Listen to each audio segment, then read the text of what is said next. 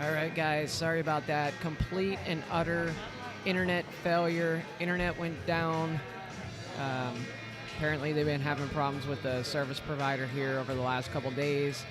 It went completely down and dead, but we are back. So Avery did close out that game.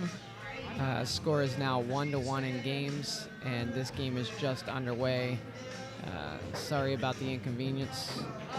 Hopefully, we run smooth from here. And as you just witnessed, a great shot by Avery where he cuts in the 5-ball, and he actually made a ball for Chris, too. We're on break here. Chris broke this game. 2 games, hour and 7 minutes.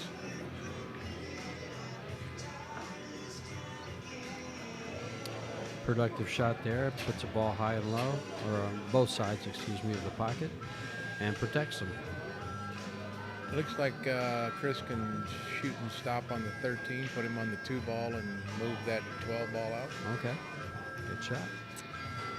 I'm not exactly sure if you can see all of that 13, and whether it's pointed where he's not going to get a double kiss on the 13-12.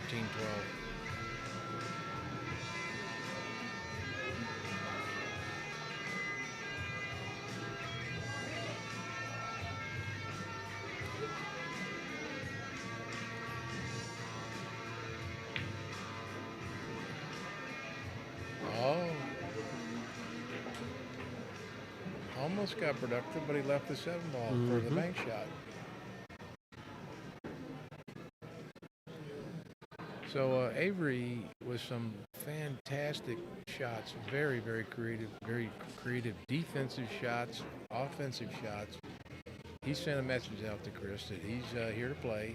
He's here to play some good one pocket.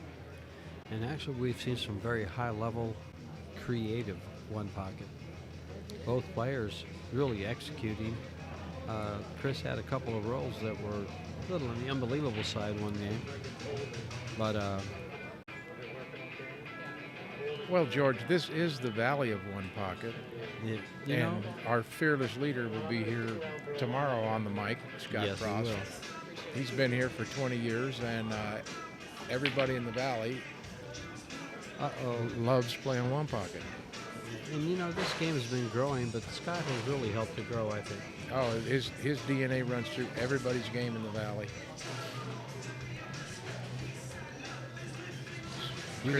Chris got a little wild with the cue ball there. Yeah, it's going to cost him. It's going to cost him part of the game.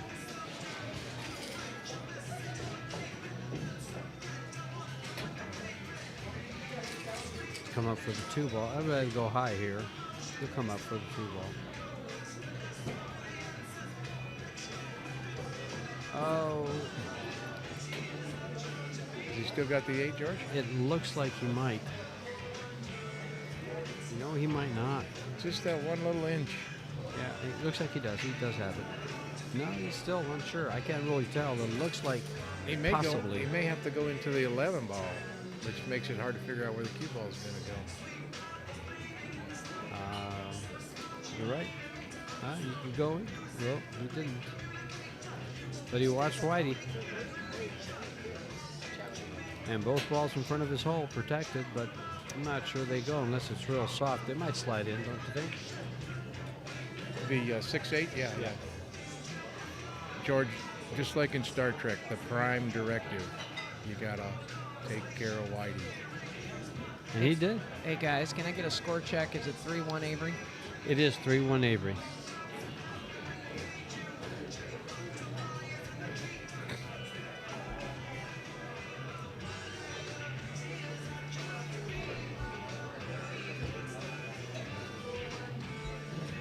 Multiple problems for Chris dealing with the combination. Oh, it better stop quick. It did. But did it stop quick enough? Well, it's conceivable he could cut this ball in, whether he would or not. Different story, but I thought at first he'd go ahead and play that 15-6. Yeah, but they just blocked that. They just nixed it. Oh, I owe one, or one fell on the side. Yeah, And if it didn't, I'll put it there anyway. yeah.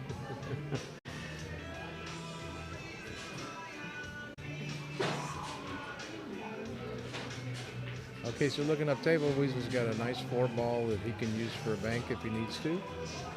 14's in middle position, and then Avery's got the 12-ball over here that he could bank too. And I was going to say, he just lost the cue ball, but he didn't. He made a great shot on that 6. He could did it in actually front see of the that, hole. Yeah. see that little bank combination, yeah. Yeah. Nice shot. I thought the 2-ball blocked him. Yeah.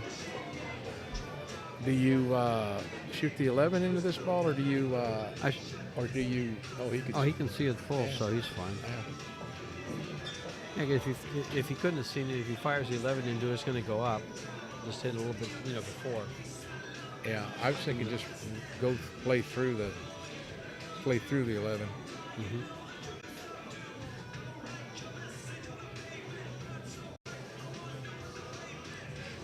He's looking at spinning this 12-ball bank. Well, I will say it is free. Although he'll give up a bank shot on 13. Yeah.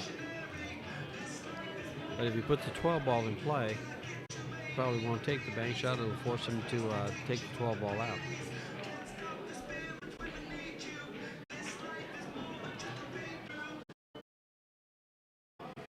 He's happy with his position, and he's not taking them chances right now. Mm-hmm.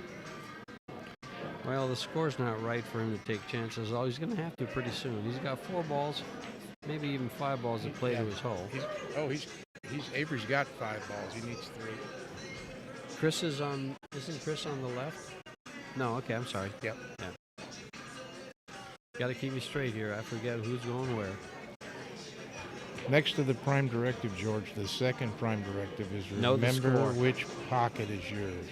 Yes, that one, and always know the score. Always know the score. Those are the prime directives of one pocket.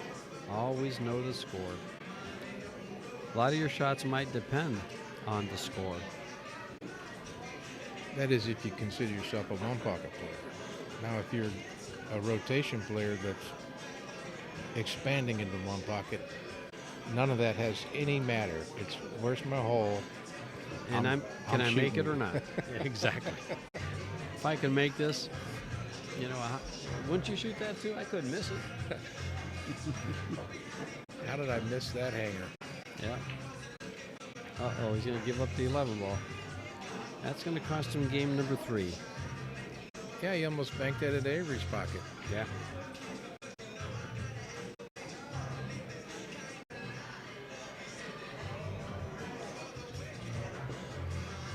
Looks like he's pretty straight on this, so he's, I don't know what he can do to get on another ball, or maybe he's going to, play to bank the 9 ball.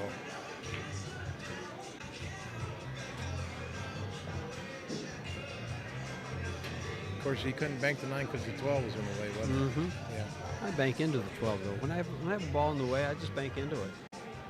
You're from Tucson. You guys always get away with that stuff. Well, if he's going to keep his cue ball high. Yeah. Yeah. So that that's why if he hadn't rolled down so far, it would have might have worked.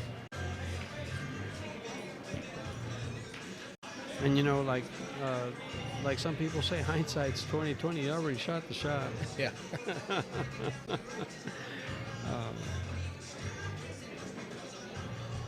Avery's looking to bank the 2. He's got to leave it up because if... He made it. Oh. Oh, wow. He's got 6. Chris is going to give him number 7.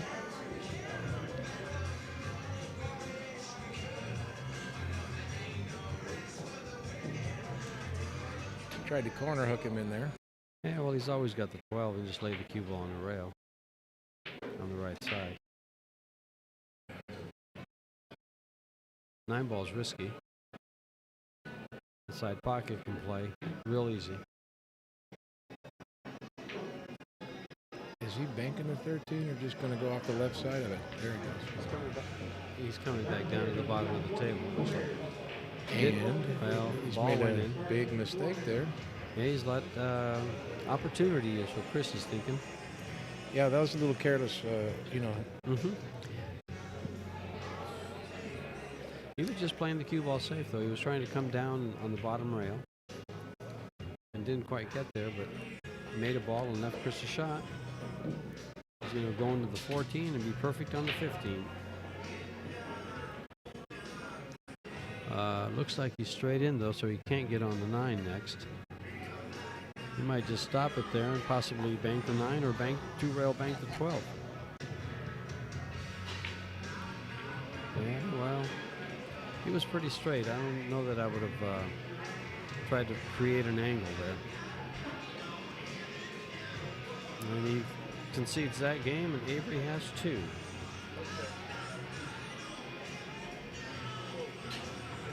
So that's the first service break, or break, that is lost by the game that is lost by the person breaking.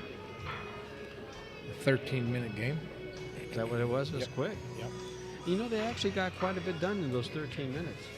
Well, these guys aren't, they're not stand and look at the table, stand and look at the table. They both of them know the game inside and out, and they know what they want to do, and they go ahead and get it done.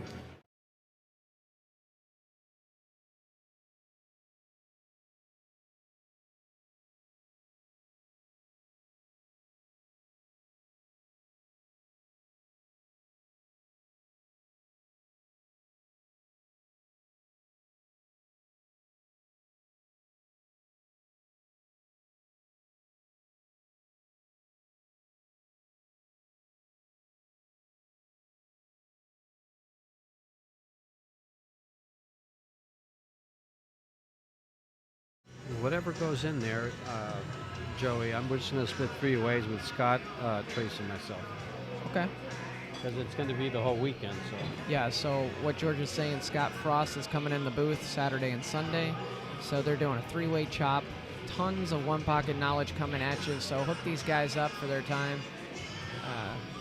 Are you saying Scott's got tons of one-pocket knowledge, or me and George have tons of one-pocket It's us, knowledge? of course, because we're here. He's not. You guys got the knowledge. He's got the execution. Oh, there you go. Yeah, we can talk about it. He can do it. That's what he's saying.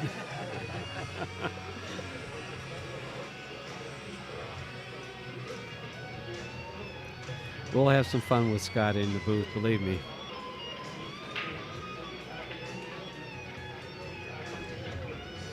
Well, we're off to game number 4 here. Avery had a pretty good break there. He got all them balls are open, so there's you got to be real careful. Everybody's got to move because them balls are open, and one mistake on a bank, and you could be off to the races. Mm-hmm. Hey guys, I just want to point out, apparently folks couldn't hear me when I put up that OB Shafts promotion, so I just want to one more time thank OB Shafts for their sponsorship.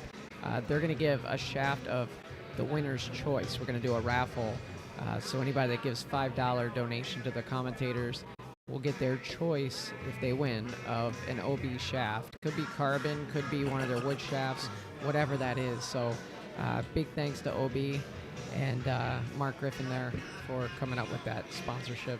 Thanks, guys. They've actually got some real nice shafts on the market. They got that keel wood Phoenix shaft that's real nice, and I guess they got carbon fiber now too. So they're making some progress and putting out some great equipment.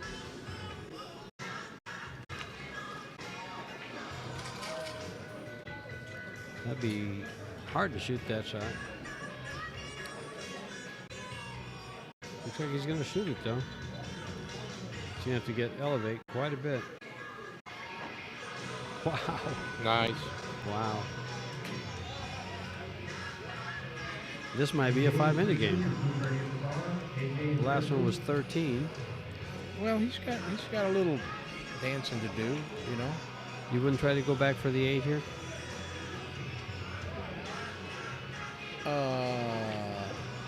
I like this. Now you can go on the 8 or the 5.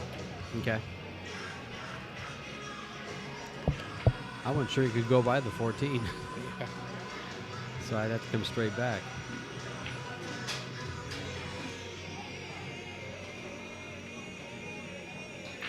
Ouch. Those are big. I guess he didn't get on the 8 either. Well, But, he was on the 5. The 5 goes by the 15? I think so. You probably see Avery kick to the end rail again. I think he's looking at playing the bank 2 and billiard 5. But I bet he'll wind up kicking to the end rail. Kicking the 10 right in. Yeah. Front of the pocket there. Chris has 2 balls and 1 on layaway. I don't think it's coming out.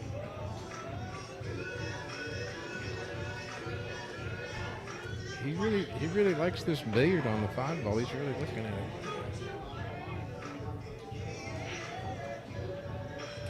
You think he's looking to play it off the 8, or he's trying to play the billiard? Oh yeah, 2-8. off the 8 ball too. Yeah, Yeah. That's good. Then he can try to get his. I don't know if there's that much future. I mean, how many more balls are you going to get after you make it? You're going to send the 8 to his side, and you got to really get your cue ball good. And, you're going to be bumping like 3 different balls to get your cue ball good. Trace, what would you think of banking the 6 ball and taking your cue ball 3 rails at the 10? It lays nice. You're a 3-cushion player too. It lays nice. You know what? And I butcher that shot every time. Do you? Yeah, I just like 1 rail kicking this ball. Okay. I mean, what's he gonna? It's a 1 pocket bank or a 1 pocket kick. I mean, everybody knows. Mm-hmm. Yeah, I didn't think he had enough A-ball to do that. Well, he definitely wants to get up by that 1 ball. He just go up between the 8 and the 1 and get on the 6 or the deuce or the 5. Yeah, I'm really questioning Avery's shot selection there. I mean, that kick in there was so easy, so easy. Mm-hmm. That 1 rail kick. Yeah, and it's a passive aggressive shot, but really Chris isn't going to have all that much. Wasn't going to have all that much.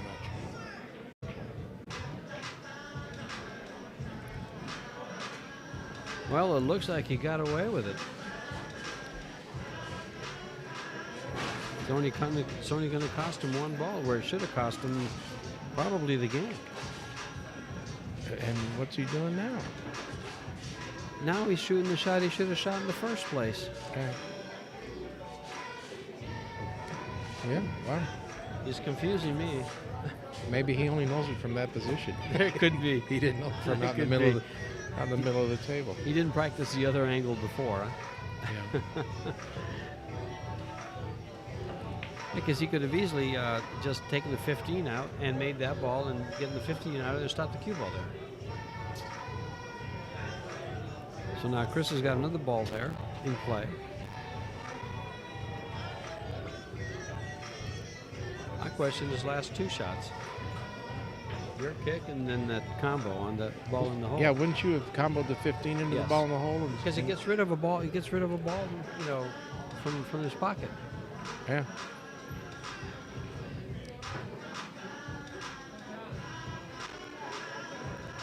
Well, like I've been telling you, this guy, he don't play 1 pocket. He's a rotation player. What's he know about 1 pocket? Well, he knows how to shoot that shot. Yeah.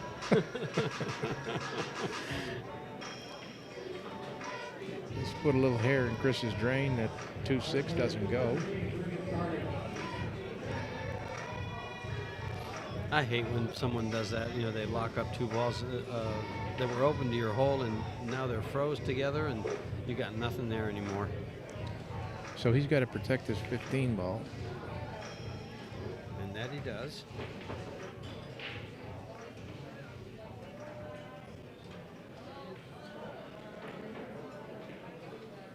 Looking to banking the 6 into the deuce to bring the cue ball to the bottom rail. Bank the 6 into the deuce. Yeah, okay. And bring the cue ball down.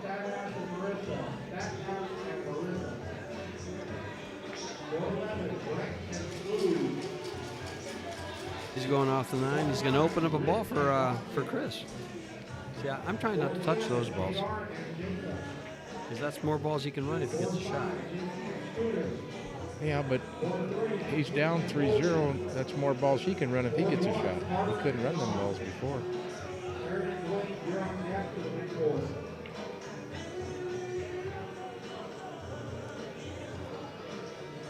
Well, Chris doesn't give him much to shoot at here. I think Avery doesn't want to open up the 2-6. I think he wants to leave them right where they're at. Oh, yeah, definitely. Yeah. That 8 and 14 up table there's no good banks up there. Nope. They're stacked up. Yeah, that plays in Chris's favor at this point.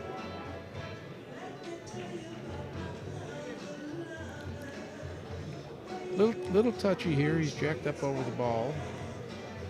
They're just coming off the 1 a little bit and come down to the bottom rail by the 15.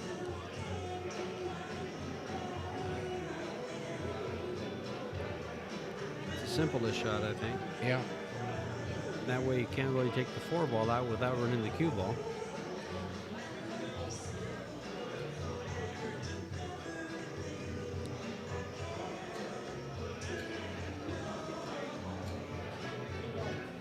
He's going to go up. And he's going to open those up. Now he's got, if he gets a shot, he's locking it.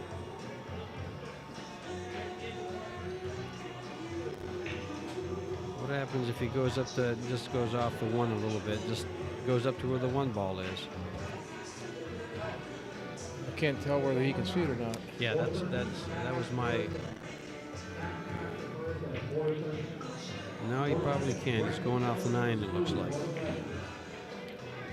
I like the way he played that. I like the way he just didn't go off the 9 to the rail and back over. He just kicked the ball out and left the 7-9 to protect the 15.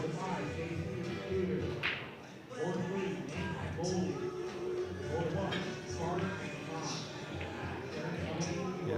You know, by leaving that cue ball on the bottom rail, Avery's protecting the 4 ball. It's hard to take out from there without running the cue ball around. You know, the dead man has a shot. You remember the dead man? I remember Brady's brother, Rudy Brady's brother. It was his cousin, Rick Ortiz. Yeah, Rick Ortiz, yeah. Long-time Phoenix player. Played Good pool player. in Phoenix from the 50s. Yeah, he played good pool, too. And Rick has a shot in, it's either shots, moves, and strategies or winning 1 pocket, where he, on a Brunswick table, he would make that 4 ball in his pocket with the cue ball and the object ball. I remember the shot where you go into the side rail with the cue ball and kick it back. You hit the 4 and come back and kick it. Not that one? you just double point the ball into the pocket and then it comes over to your hole. Wow. You know, you fire it, boom. I'd have to let him shoot it. Rick was real good at that. I played him a couple of times. The Over at the Lucky Cue. The dead man. Yeah. That was a long time. That was back in the 80s. Yeah. Yeah. 80s, Yeah. Early 90s. I think he passed away a couple of years ago. Yeah, I heard he had. Chris loves to bank. Yes, he does. Now, will he play? No, he might play this off the deuce. Oh, softly? Maybe not. He's got to get that cue ball over on the other side where he can't shoot the 5. Because right now, I think Avery will shoot at a white flag. Yeah.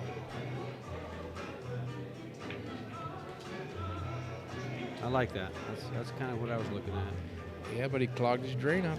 Yeah, well, you don't expect to from there. You really don't expect to. What could go wrong with that shot?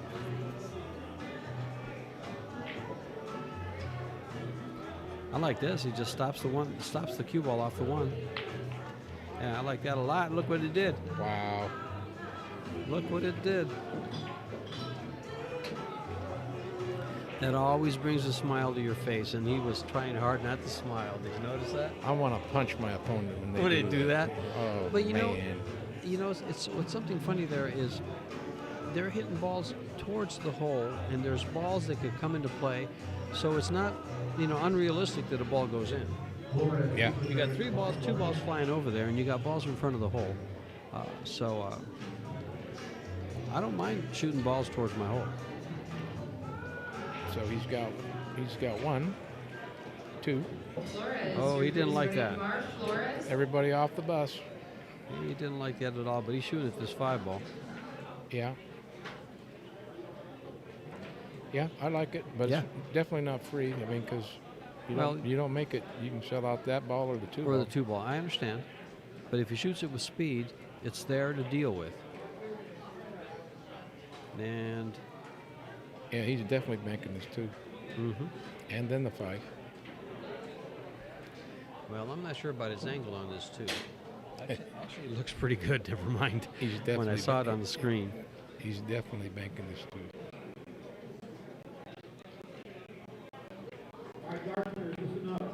He's got 4 balls. Now, see right here, you have to give up the 2 ball. So you take the cue ball up by the 1 or protect the 5, right? No, Try to corner hook him. no. Well, what I'm trying to do is roll over towards the middle of the table because everybody banks that 5 ball on me. So I'm rolling to the middle of the end rail. I'm Oh, making okay. the ball and rolling to the middle. Oh, I got you.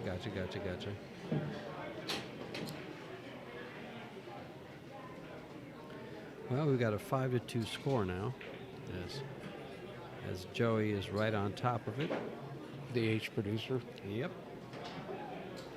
He's new to the business of doing the stream. He's doing a fantastic job with the podcast. I mean, we've got some of the best players in the world that he's interviewed, and wow, it's nice to listen to these guys. Hey, those podcasts are great. Yeah, they are. Yeah, they are. Well, maybe a little mistake there. Can you see the 7? He can. It's straight in, though, so it's not an easy shot. It's pretty close to straight in. He can roll it with speed. If he makes it, he'll have a bank on the 5. If he misses it, it depends how hard he hits it. He might give up a bank on the 7. George, watch the roll on this and see if I will. it's going to roll. Yeah. He's going to roll it. And it rolled perfectly straight. And he hit it perfect. 6-2. Hit it like a kitty cat. You get that one? Like a kitty cat? Uh-huh. Perfect. That's it. Well, I'm going to say Louise is a little off his game. He's missed 2 banks that he's hung them up. He's usually Mr. Gin on those. So Avery, he's still there. He's still in the game. That's going to give him, well, he's going to go ahead and, Yeah.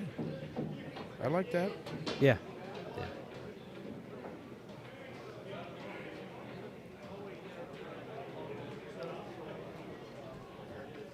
See, I don't like shooting this shot that he's about to shoot. I like 2-railing the 1 ball and bringing the cue ball, drawing the cue ball back. Uh-huh. If you can stay out of the scratch. You have to look at that because it's looks like it might be a possibility of the scratch. You know, on new cloth, they shot. Doesn't go. What could go wrong with this shot? It just went wrong. What could go wrong? It just went wrong. Let's see. I'm going to play position on the 1 in the side pocket for Avery. Wow. Well, in the corner pocket. for from Avery. where his cue ball went, you know he didn't hit it well. Yeah. When you shoot that shot, Your you cue wanna- ball is supposed to go up between the 13 and the 6. exactly to, Yeah. to the middle, to the diamond, the first diamond from the corner pocket on the end rail. Yeah. That's how you line that up, and you want to come straight back to that. So that's Uh-oh. that's a big. Uh-oh. Wow. I was just going to say that Chris made a big mistake. He was in the driver's seat in that game, and he tried to really force it, and then Avery gave it right back to him. Yeah, as long as Chris doesn't mess with those balls at the head rail, he's got quite an advantage this game. 6-0 now, and he can. I wouldn't even try to go up and down here. I'd probably try to play shape on the 3. Well, he went up and down. Did it perfectly. He'll bank the 6. You think he'll bank the 6? I think he shoots the 5. He can't scratch in the upper left-hand corner, so it's a nice spin in. Oh yeah, okay. I'm a It's okay. kitty cat Well, now. I think that screen's got you on the bottom rail. 22. And that gets him out. Back on serve.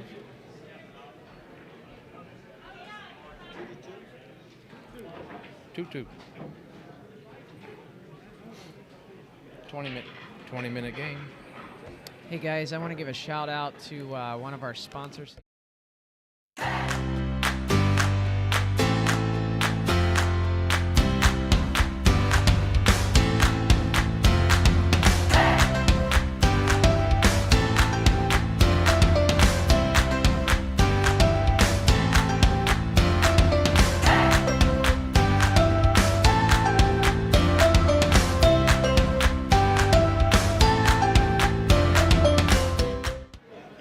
All right, guys, that was one of our sponsors, Mike Gwynn from Realty One. If you're in Arizona, any of your real estate needs, hit up Mike Gwynn. Even if you're not in Arizona, hit up Mike Gwynn. He's got an incredible network of realtors all throughout the country that can hook you up. Thank you, Ben Sutherland and Mark Slates.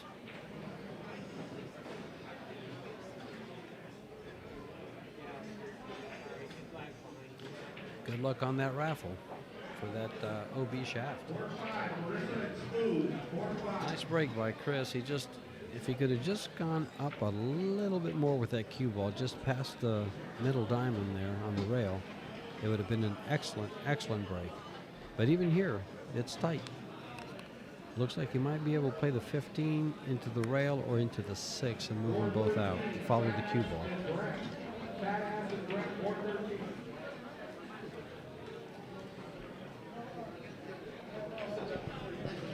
Nicely done. George, are you and Rudy and Joe coming up in 2 weeks for the $100 one pocket? I am not. It's nice.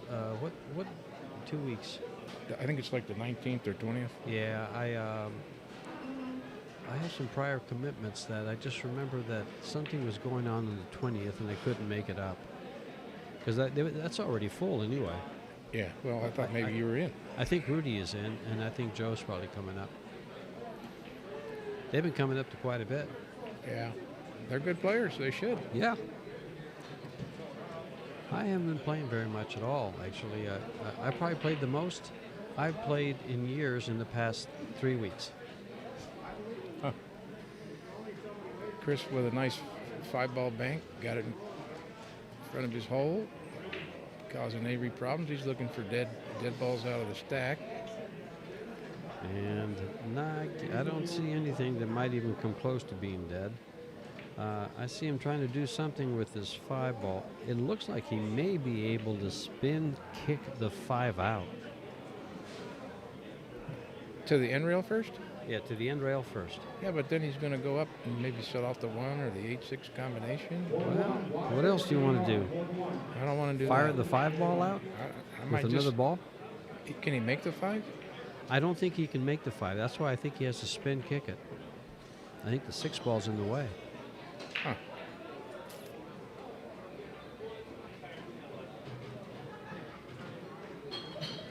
We'll see. He's been extremely creative and come with some great shots. Not only creativity, but his execution has been excellent.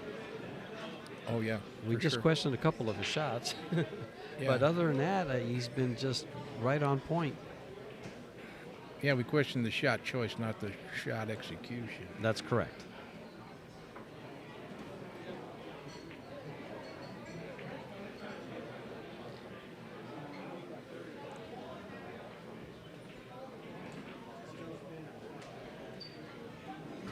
He's going to fire at this 5-ball with the 1, I think.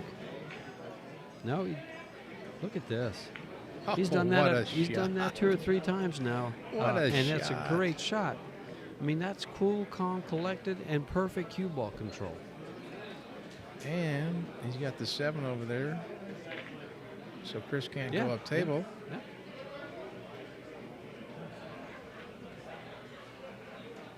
What's he want to do? Break that pack up a little bit and stick him on the 15? I would actually ticky the 15. From where he was, do you remember the shot? Yep. Avery can see the 8, can he? Yes, he can.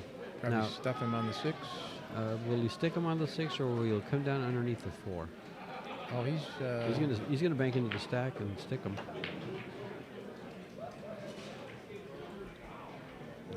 nice execution. Mm-hmm.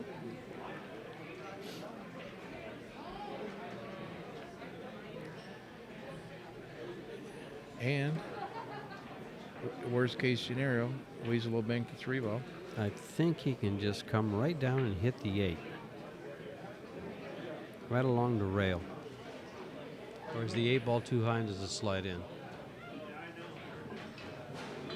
No, I think you're right. I think he can. It's tough to see. We're at the foot of the table, so it's tough to see all the angles just from there. That's not going to work out for him. No. He's going to make it, but he wanted to hit the left side of that and slide down on top of the 8. He wanted to hit ball first and slide on top of the 8. I think. Well, this is a left-handed shot, and Avery is right-handed. Well, then he should just pull a John Mora. I think he's tapping for you to get down there and hit it for him, George. I'd probably miss the whole ball. I think he wants John Mora to shoot it for him.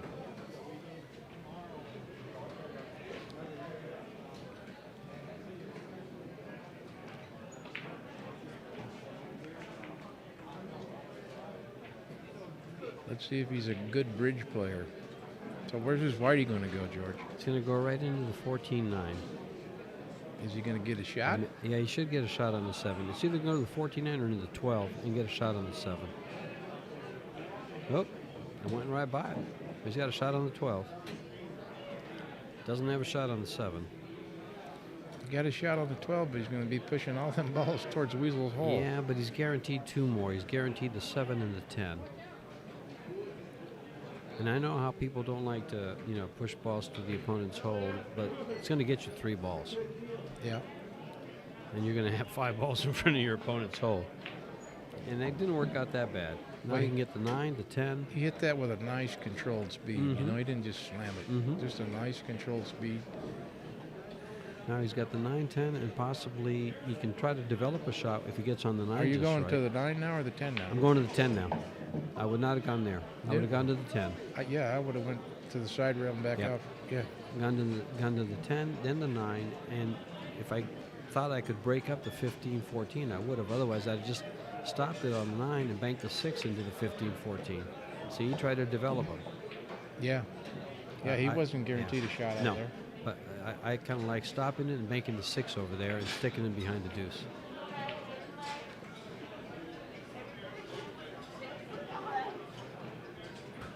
So he's got 6 balls? He's got 5. Whoa. Oh, Chris has a ball? Yeah, Chris has a ball. Oh, that's right. Yeah, I'm looking at the wrong side. See, Joey's right on top of it. He's looking at it. He doesn't miss. That was my biggest fear with this, other than the internet going down, which already happened, but it was that I wouldn't keep up with the ball count. Well, you're on top of it. A lot of times I do commentary for One Pocket, and I have no control of the computer, nor do I want any control of the computer because I'm not all that good on it. So I do notice that, the score gets slipped every once in a while. Big mistake by Avery. This ball's going in. It stayed up. That ball bit real hard. Yeah, it just with this, I don't know if it's the new cloth, but you just can't seem to turn the ball. Just that little slight English sometimes turn the ball. You're just not getting the bite. Well, he took care of Whitey on that. Yes, he did. He hit that cue ball. And actually, I don't think he had another shot. If he'd have made that ball, he didn't have another shot. I couldn't tell whether the 12 goes past 14 or not. But I'm sure he would have taken a shot at that 10-14 combo with the cue ball going back against the rail. Oh, we miscued. That will be costly. Wow. With a 5-1 lead, there's 5 balls in front of Chris's pocket. Actually, 6 if you want to count the 1 ball. And then an easy takeout on the ball in front of Avery. So that's a 7-ball loss. If he is able to, pick the fruit that's there. Negotiate the balls. Yeah, negotiate the balls. Hey, He's we starting got with a a 6. special announcement. Avery is human. Yeah, that's the first time. That could well be the first mechanical error we've seen. Yeah. Nicely done by Chris. And he still has all the balls there. I like going to the 2 first and then the 14 so I can get up to the 10-1. How about this, George? Go to the 14 and play. Get the 10-1 now? No, play for the 110. Yeah. Or Yeah, worst yeah. case scenario, you got to play the 2. Yeah, exactly. Yeah, that works too. That's too hard. He's a little excited. Wouldn't you be? He's cutting this ball. He doesn't want to slack off. He's got the hammer down and he wants to keep hammering. Yeah, that 15 isn't exactly real easily makeable, and the position here, Yeah, coming off the end, the top rail, 3 rails off the top rail, he's going to get on the 1 or the 10 ball. He might even get on the 13 from this position, the way the table lies. No, I think he'll come 1, 2, 3.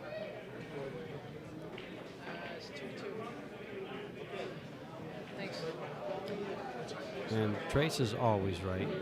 Well, he didn't come that's off. why I listened to him. He didn't come off the end rail, so. No. Hit that with nice speed, a lot of confidence there. That's good use and a good investment on extension there. For you players out there that don't have those, they come extremely handy. His is coming apart though. The worst announcer since Bob Euchre. Me? Is he giving him a hard time? Yeah. That's Mike Bates, owner of Bull Shooters. Where's George? Big shout out to Bull Shooters for hosting He's this staring at match my tonight. grunt again. What? Again? I gotta pee. Oh my, I'm sorry. We're not on the microphone. You're absolutely on the mic, Mike. 5-5. Now, can he go to the side rail? It looks pretty straight in, actually. You can hit the side rail, but I don't know if he can get up on the 1.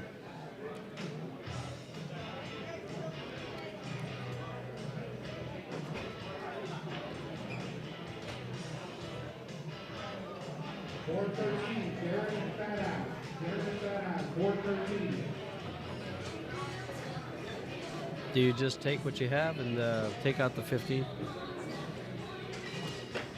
He could just roll this 12 in and then bank the 3 ball. Or this 10 and then bank the 3 ball. Now he'll bank the 3 ball. Think he'll bank it or just take out the ball? He'll bank the 3 ball. It's safe. It will play safe. The only thing that can go wrong, though, is if it comes up a little bit from the bottom rail and leaves a bank shot, he's got 2 balls that might go in and come into play. Yep, he's playing lockdown. I don't like leaving balls in front of my opponent's pocket. Because if I don't hit that 3 ball good and leave a bank shot, he can bunt that in and then he gets 2. George, he has so much confidence in his banking, but he didn't there. He's playing the score, playing the match. I totally agree. I actually like what he did there. Yeah. But I wouldn't if he shot Put it past him. If he would have shot the 3 ball, I wouldn't criticize that because that's his strong suit. No, you can't fault him for that. I think the AZ Republic ad is heard the article is running tomorrow or something. Oh, okay. Cool. That's what I They thought got he a was couple going to do. photos of me making. Now, he might choose to rail this 1 ball. That would tie the score up at 2-2, but this is a tough shot. And It's he hard could to- give up a bank. It's hard to control your whitey on that, isn't it? And here comes the free bank. I don't know about that. Just take it away. No. Wow. Yep. Yeah. Just a little too straight on for him to cross it over. I thought he'd cross it over. No, I thought it was a little too straight. I like taking it, just taking it away. And he put it over on his side where it banks. Yeah.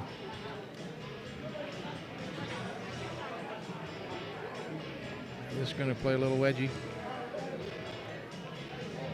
A little wedge salad.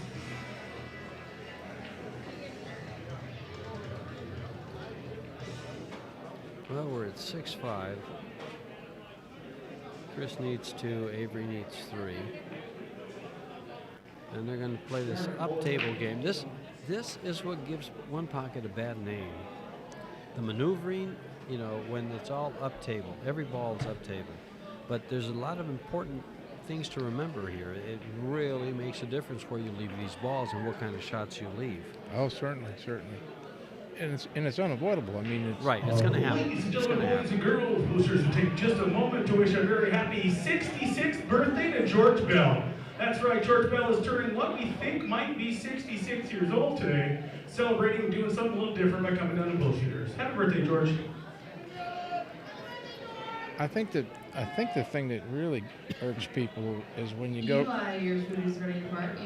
when the game goes to the wedge salad and then they stare at the balls for like a minute and then they just bunt them, you know. But these guys, they don't. I mean, they know what they're trying to do. Mm-hmm. Great shot there aggressive shot by Avery. Rail first kick to the side rail. Nick DeLeon just joined the stream. Nicholas, welcome. Nick in the house. Nick in the house. Is he banking this one or pushing it away? I think he's pushing away. He hits us bad, he could scratch. Oh, he banked it. You know what's weird, George? Is we used to play on Brunswicks all the time, right? Right. And like whenever a guy shot at his hole and it stayed around within a diamond and a half by the rail, you always had a good bank. Mm-hmm. On diamonds, not so much. You don't, right? Did you know? Have you noticed that? Yeah. Some, I don't know what the deal is, but they don't. The balls just don't get as good as they did on Brunswicks. Mm-hmm. Well, the diamond bank's a little different than a Brunswick. 4-7, move the Dwayne. 4-7. Would you go ahead and pocket the 13, if you can? I'm not sure you can. Yeah, I do. Now, a lot of times I see players, and the pros especially, they don't like being the first one to pocket a ball. Yeah, well, I mean, it's if he pockets the ball, Weasel's got a shot at his hole. But I've been to the Derby about 12 times since 2004. I've never been. And I have rarely, and I'm, the greatest players in the world are there. Right. I have rarely seen people, when you dunk in that last ball and then they spot it up and they still got a shot at their hole, I have rarely seen anybody make that shot. That shot. Yeah, that cut shot. Yeah. I mean, it's just a spot shot, right? Your spot shot. Right. Spot shot out of the hole. Well, you should be used to that. But I tell you, at the Derby, that many years, I've never seen people. What do you think? He's going to one rail kick to 15? I'm not real sure. No, I think he's just going to push it over there and probably make a ball sooner or later. I've only had one player take a shot at the cut shot from the corner to the spot shot, and that was Jose Barrica. Yeah. He's the only one that's ever done it, and he failed miserably. But it was the only time I saw somebody go for it. You're not talking about back cutting it to the other hole. Yeah, I'm talking about back cutting it No, to your this hole. is Weasel's hole over here. If he would have dunked the 13 ball, Weasel's hole. Weasel's on the right side. I dogged it again, George. I'm on the wrong side. It's okay. We're tied. Look at that shot. Jinsky. See, like this shot right here. He's the only guy I've ever had try to cut this ball in. 2 rail to 1 ball. Most guys do that. How about that shot, guys? The one before that was a great bank shot. And usually it doesn't go by the ball on the spot. What a shot. Pretty sweet. The 1 rail banks on this table are playing long. Okay, so that's why I went by the one. Yeah. I mean, the ball on the spot. Yeah. Usually it doesn't go. Yeah, they're playing real long. And of course, before they recovered this table, they had like a year-old COVID cloth still on it. So everything was playing really, really short. Those banks were really short. And then with the new cloth, it's like it's you bank it to the center diamond instead. You're trying to make it. Oh, he might go after this 3-ball, or I like 2-railing the 1. Yes, cue ball control. Mm-hmm. Cue ball control. Hey, Trace, I'm going to chime in for a second. Oh, You know awesome. this table probably more than anybody. And I know Chris was really disappointed. Look at this. Wow. What a shot. A couple of nice banks to win. We'll come right back in a second, guys. I'm just going to run a little promo.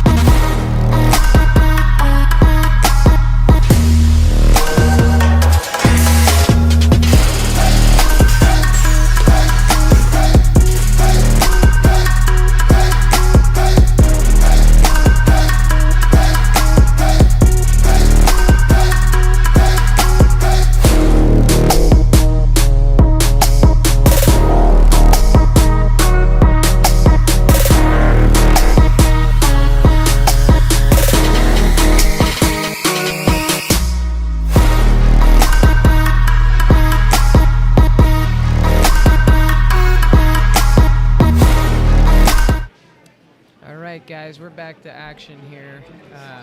Big shout out for Big Time Threads, all your screen printing needs. That's Adam Kroll out here in Phoenix, Arizona. If you're heading out to nationals, any of the leagues, and you want to get your team outfitted in some nice team gear, reach out to Big Time Threads. They do some great jerseys.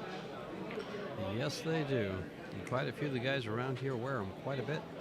Joey, what were you going to ask about the table? Yeah, I was going to say that Chris was disappointed that they changed the cloth recently.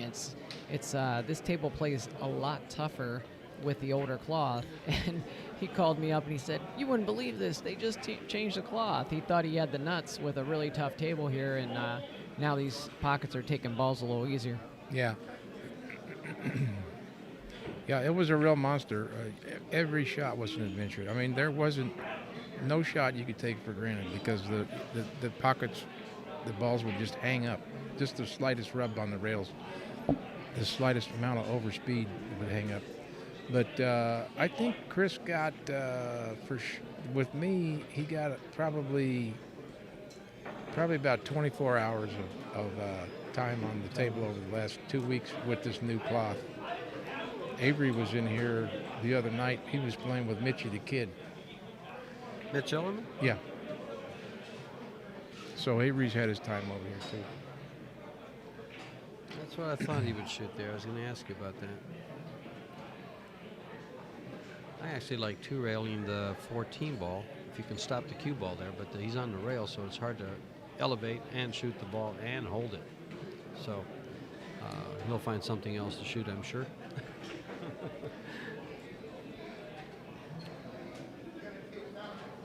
Into the stack. Stack them up. That's just a shot you got to know for one pocket in all of its incantations. Yeah, here's another shot you have to know is his 2-rail kicked at the 15. Yeah.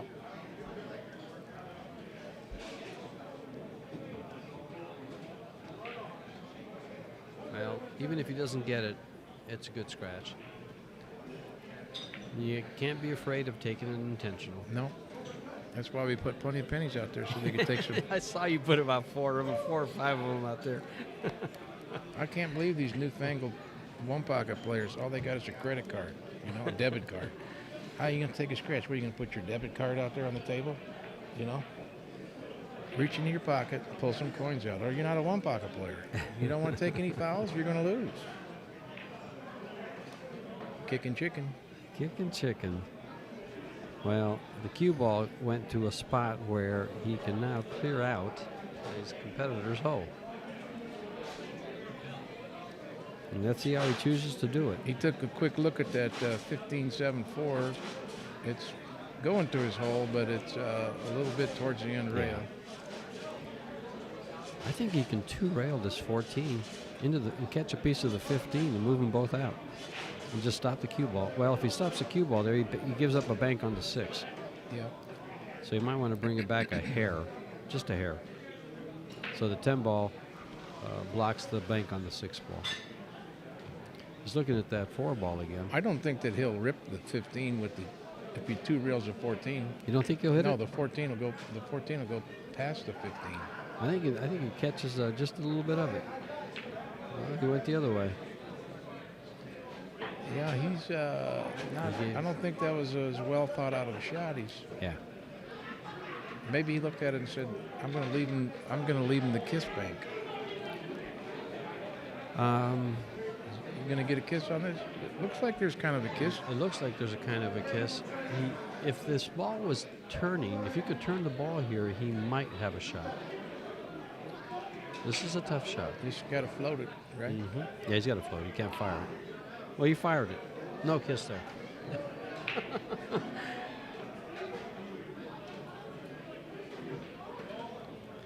And you got to give that up. You got to just say, "Good shot. It's yours." Yeah, but sometimes you got to look at it, George, and say, well, maybe I can put where am I going to put my cue ball? Right. Sometimes there's a good opportunity to put your cue ball someplace. It's not just an automatic, well, I'm just going to give you this ball.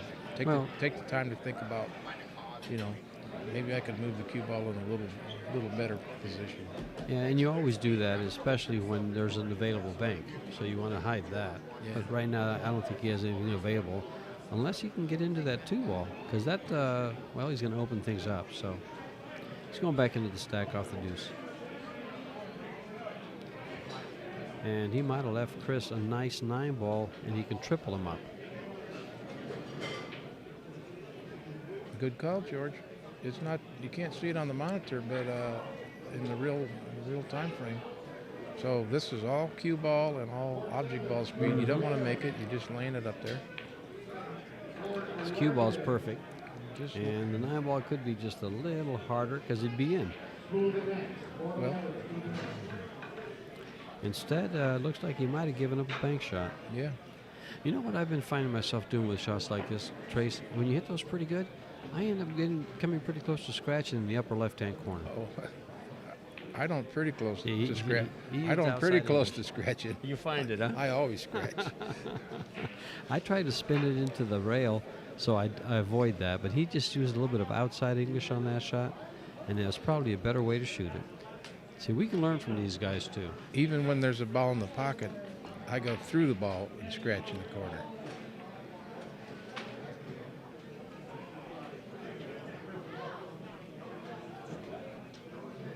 Hey guys, I want to give away Adam Kroll from Big Time Threads just came with a big box of goodies. Oh, And so, really? yeah, I want to give away something to one of the listeners here.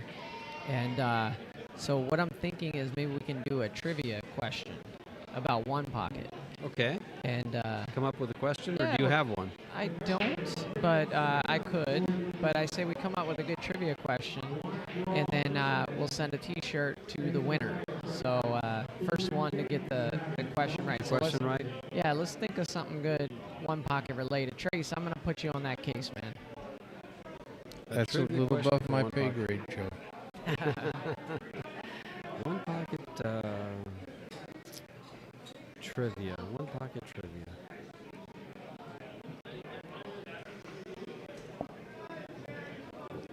I can't come up with anything. Okay, here it is. Okay. Okay, hold on. Before you go, Trace, first correct answer in the chat wins the T-shirt. Okay, first correct answer. I will get your information. I will send you one of these Big Time Threads T-shirts. Go ahead, Trace. I forgot my question. Oh, boy.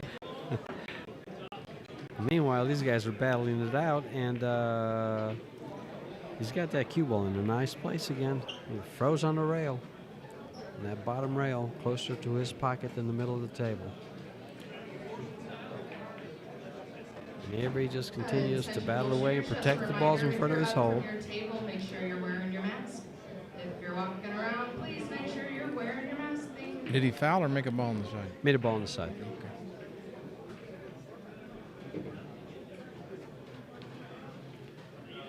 I think I'm going to go ahead and kick that 9 ball away.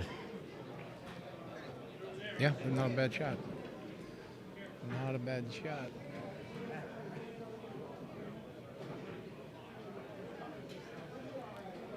I thought Trace was joking about forgetting his trivia question. Trivia but I guess question. he- Everybody's on pins and needles. Okay. Rubster here says that the sound's great now, and we don't have a trivia question. Yeah. Jeez. One pocket trivia question.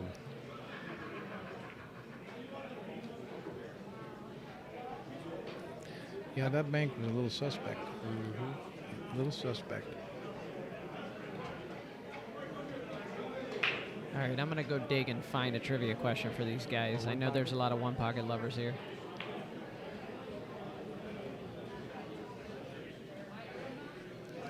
Chris took a swing at his hole.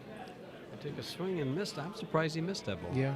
I thought he'd hit that. He's been hitting the balls pretty good. Well, he had to turn the ball over, you know. And Yeah. it's the slick cloth. Is it going to squirt or is it going to massage? Gotcha. Tight pockets.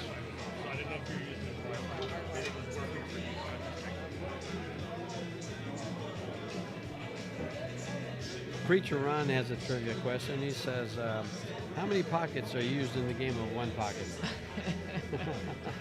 Get out of here, preacher. Ladies and gentlemen, boys and girls, a very, very happy birthday to Nicole, who's celebrating her birthday right up front. That's right, ladies and gentlemen, put it together for Nicole. Happy 22nd.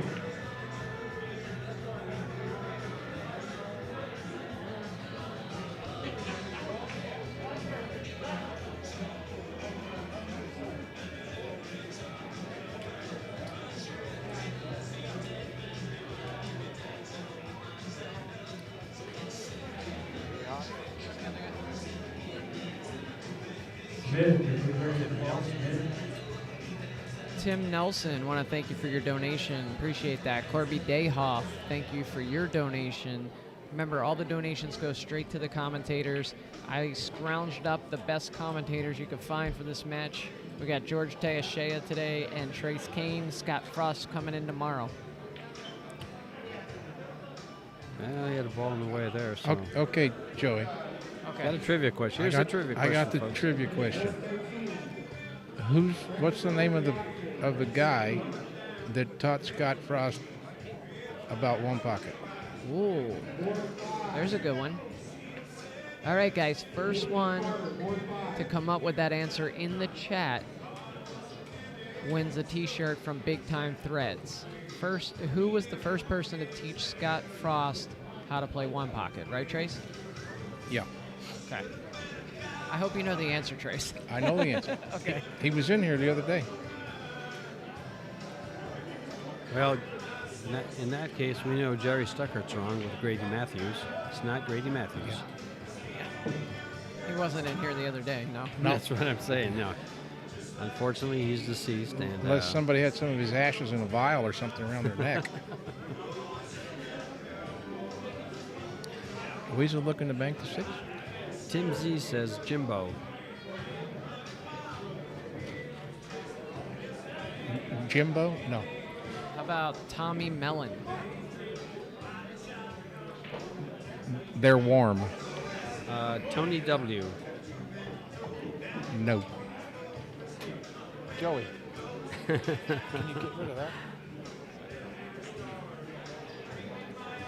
And Jerry Stuckert comes up with another one, John Henderson. It's the guy that's got credits for making him a great one pocket player when he was a young man.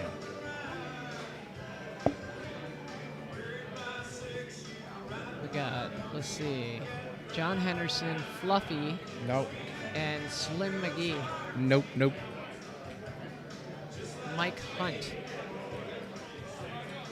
That's so old I forgot to laugh.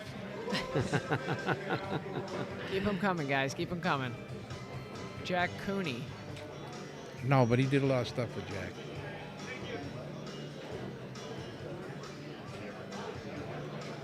Keep them coming, guys. We got 144 people in here watching and like 5 people guessing. Nick De Leon says, you guys need to go watch Frost video with Joey Ryan.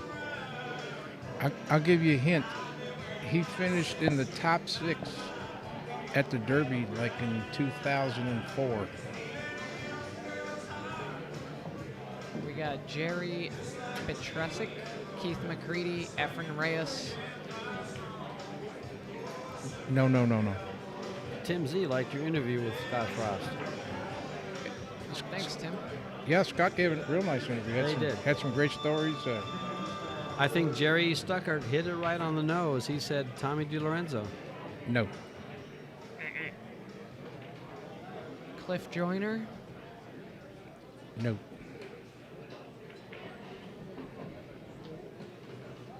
Man, Trace, you must have gave a hard question here. Nobody's getting it. Well, I mean, Well, that's what you asked for. I'm giving away a T-shirt, not a convertible. Not a BMW here. he's from Iowa. I'm giving hints. He's from Iowa. Carlos says Buddy Hall, Billy and Cardona, and Mattia. No. No. Yeah, I even know I that. don't think they're from Iowa. He was, he was here recently. I remember seeing him. I think I met him. He was just in here to get a tip done the other day. Okay. We got an answer here. I think we got a correct answer. So I'm going to read down what we have. Buddy Hall, Nope. Billy and Cardona, Nope. Mattia, Nope. Tommy Kennedy, Nope. Don McCoy, Bing, bing, bing, bing. Ryan bing, Fedora. Bing, bing. Ryan Fedora. Ryan, I know how to get a hold of you, buddy. What size are you? Extra small? Medium? I'll tell you about Don McCoy. I used to play billiards out at the Sun City Rec Center, and Don McCoy had moved to a trailer park out by Sun City, and somebody brought him in, and I started playing $20 one pocket with him. And I knew who he was, and because Scott had told me who Don McCoy was, but I had never seen him play, other than at the Derby in 2004.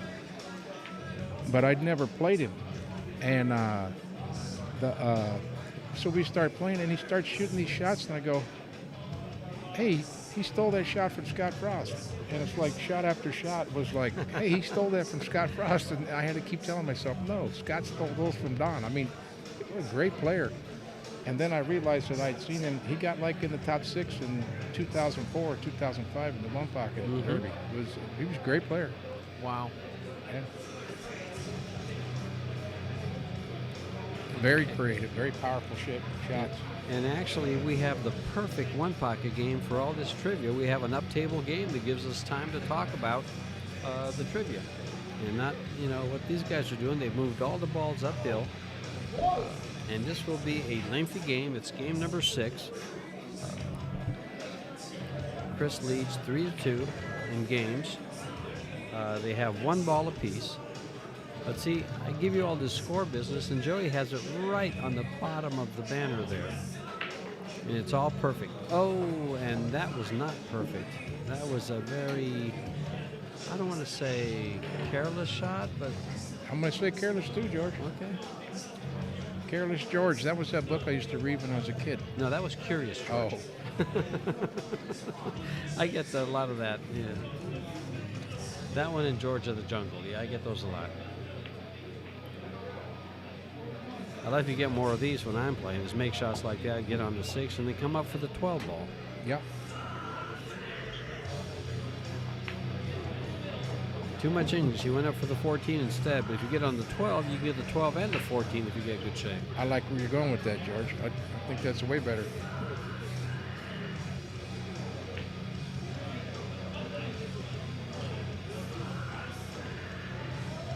Wow, tough shot to play on this table. Hit it great. Nice.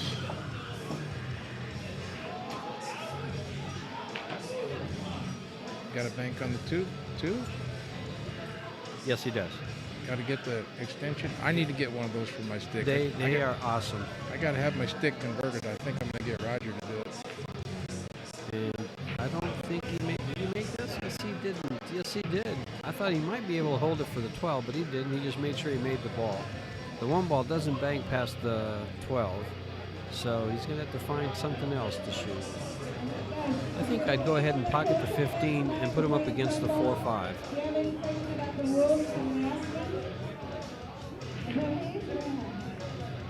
Maybe he's just going to try to stuff them on the 4-ball and sell the 4 out. Well, see, the thing about pocketing the 15 was it serves the same purpose. It gets a ball downhill, and you've got, you've got the cue ball froze on the rail and the 2 balls that were there. Yeah, but he had him hit on the 1 ball. If he could have, he could have executed the shot.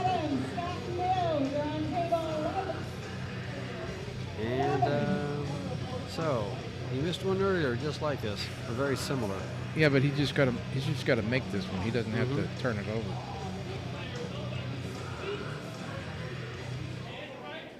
But that's the thing about nice playing on tighter equipment is all these shots that are right there. Look at this. He's going to get on the 4 perfect. All these shots aren't gimmies. I mean, you gotta. No. You've got to, do your risk-reward search for every shot. Yep. Very good cue ball, though. Very good cue ball. Mm-hmm.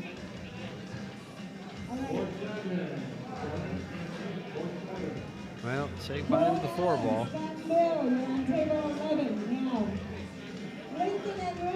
Do you like, I guess he wouldn't do it, but I was thinking of maybe possibly trying to hit the 1 ball with the cue ball coming off the 4, but that, I've tried shots like that and it ends up giving up a bank.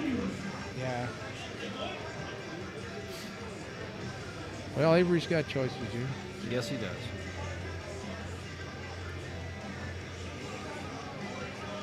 Just depends on how he reaches down into his soul and feels right now. Wants to shoot at the 9, but there's no real future in it, is there? No, there isn't. I kind of like shooting the 7 ball and just bringing the cue ball straight down. Banking it. And you just use high English from the cue ball and come straight down. Oh, you know who hits that shot really, really good is Ike Runnels. Does he? Oh, man, he hits that just real good. I played him once, and what a treat it was. It was at the U.S. Open at the Plaza in 2005. Oh, yeah. I remember that was one of my losses. Ike Reynolds and Scott Frost were my 2 losses. No shame in that. I had 2 wins. Uh-oh. No, I felt good with that tournament. My goal was to win 2 matches, and I won my first 2. Then I had Scott Frost, and then I had Ike Reynolds, and of course Scott won that, and Ike came in 3rd. I either played Ike at that one, or I played him in the one the year before. Uh-huh. That was a good tournament. I like that. And I also got my pool table at the same time. From there? From there, yeah. Yeah, it was kind of a ratty little place, but it felt really good. That's where pool players belonged.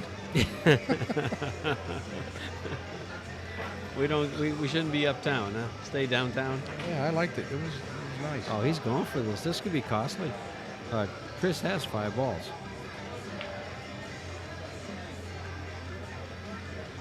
But he's so far behind, he feels he has to make a move. Yeah, I think that's a good decision. Yep. Played good speed, played good cue ball. Balls didn't come out bad.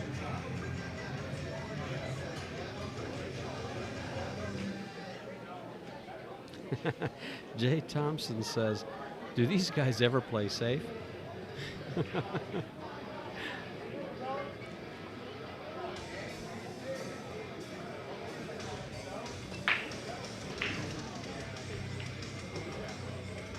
Hey, I want to give a shout out to Ralph Craig and Ryan Fedora for their donations. Thanks, guys. Thanks for taking care of the commentators.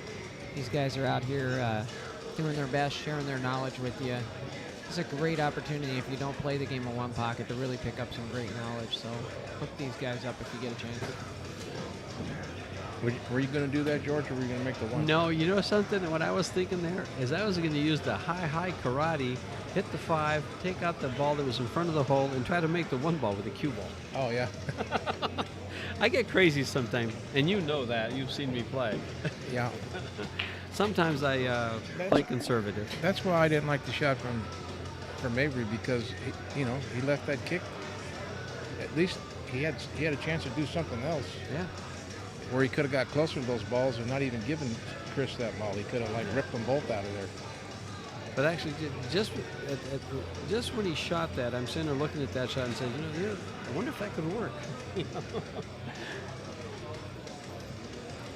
Sometimes some of us suckers get real creative and go for shots like that, and then you wonder, what the heck did I just do?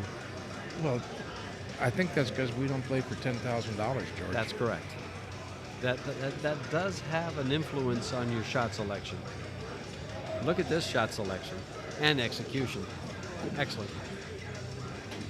That's a pretty common shot around Phoenix area. You know, that shot was old timers would like, what are you crazy? You're just ridiculous. Oh, old timers would never kick a ball no matter what. In fact, in one of Chris's many stops in his life, he was managing a pool hall in Bossier City, Louisiana. And Mike James brought this guy in, old guy in, to play him some bank pool, just to screw around, you know. Mm-hmm. So Chris started playing this old guy, and the old guy's telling him, well, hey, you're supposed to hit this bank like this. And Chris is like, yeah. And so after a while, Mike said, hey, you know who you're playing, Chris? That's the Knoxville Bear, Eddie Taylor. Eddie Taylor. And so Wow. he would bring Eddie in, but Chris was, when we were practicing for this deal, I'd kick out a ball like that, and he said, Eddie always said, if I see a guy kicking a ball, I'm going to empty out on him. But that's not the way that, Well, that's a regular shot around the Phoenix metro area. Here's another kick shot right here. This 4-ball into the side rail and over to the pocket. What do you think of that? Kick the end rail. Yeah, head rail into the 4. Yeah, yep. He shot it. He shot it at the other pocket twice. Okay. Hey, Nick De Leon gave a little donation. Want to give a shout out to him. Thank you, Nick. Thank you, Nick. Thank you, sir. Uh-oh. He's gonna get away. Oh, he's giving up a good shot on the 4-ball here. Yeah, with another ball. Yeah, and the other ball to get him out.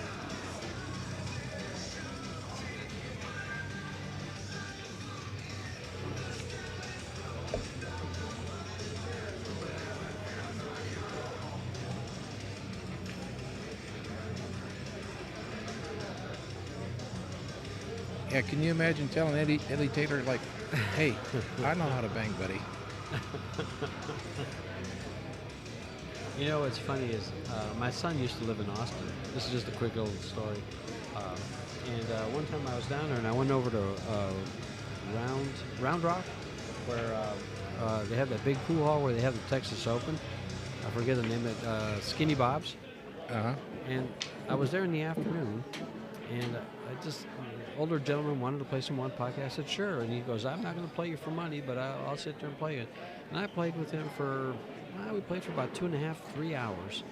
And he just kept commenting. He just says, you need to come in here later on and play with some of these guys that I've taught. And I said, okay, well, what are the guys you taught? You know what? I've actually taught Jeremy Jones. I've taught this guy and that guy. He threw out some world beaters. And I forgot the gentleman's name, but he was extremely pleasant to play with. And I was playing on, back then Skinny Bob's had nothing but Brunswicks, and they were all wide open pockets. So I was making everything, and he wasn't shooting back at me, so I looked like a world beater. Little did he know. But yeah, he invited me to come back and play with Jeremy Jones, and he says, I taught these guys how to play one pocket. It wasn't a Jersey Red, was it? I don't know who it was. He was very well-dressed, very pleasant to play with. Nice ripper there. Nice ripper. I sure wish I would have remembered his name. That's been some years, so I wonder if he's still with us. Avery Meanwhile- kind of lost his cool a couple of shots ago and sold out. He let Chris get on the hill. He tried to stop that ball, but he didn't, and it worked out okay. Unless that 10 ball comes off the rail and gives him a bank, and I don't think it did. Not enough.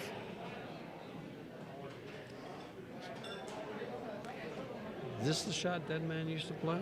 You can- skin the 4, hit the rail, and kick it back in your hole? No, that's the Jersey Red shot. Oh, that's the when Jersey you get Red, the double okay. kiss. Yeah, No, you get double kiss. no, yeah. he just like You said he just banked it straight into the rail and caught the corner and came back. he came right back. he cuts the ball into the rail a little bit with like a center ball, and just overcuts the ball into the rail, and then it double points and comes back to the hole. Mm-hmm.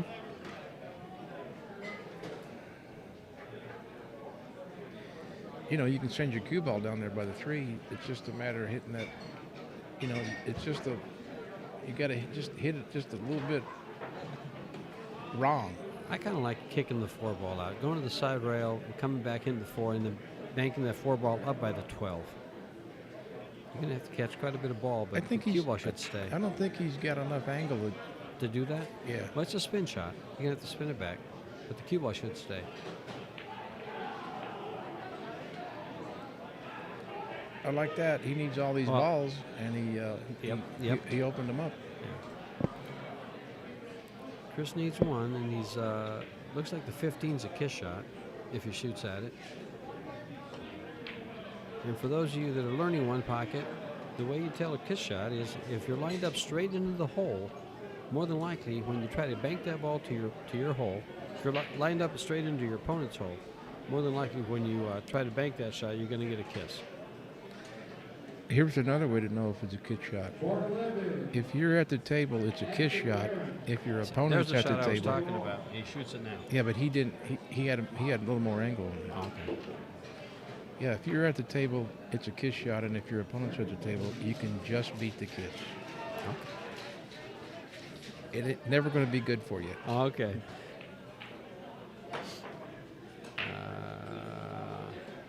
I think he bangs for this. You think so? Yeah. He Yep. gives up. He'll probably give up a bank on a 15. Well, let's see how his speed is.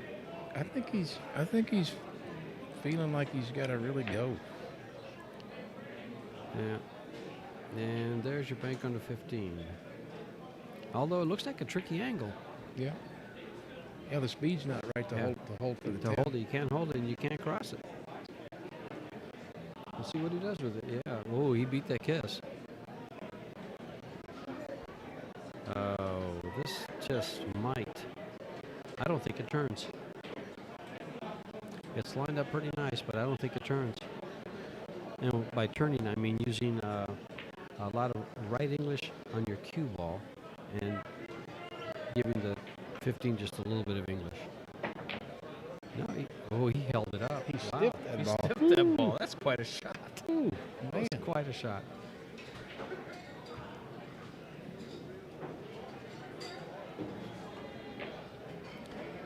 And this better hit it just right. It didn't. Well, the good thing for Chris is he's sold out the 15, 4, 10, more than likely. But he's got the 3 and the 13 that are out of play, and he just needs 1. That was he was in a bad spot there. That's a tough ball to deal with, you know. Yeah. I mean, he played it like you have to, you know, the high karate, and it just didn't work out. But it wasn't like it was an unforced error. It was a forced error. Yeah, where he left the ball forced it. Yeah. Forced him to shoot it, exactly. And Yeah, the only other way you could deal with that is to kick to the end rail. You know. Looks like he got himself 2 straight in to play position for the 10. So again, Avery needs all these balls. He's a little more energized right now. He's running around the table looking. He feels he's got a chance in this game. Well, like I said, with the 3 and the 13 where they're at, he can only get 2 more balls unless he develops a shot when he shoots the 12. And shooting this 2 12 rails behind the 3 and kick it out. If he hits that, if he nudges that 3 ball going in, though, he's going to scratch.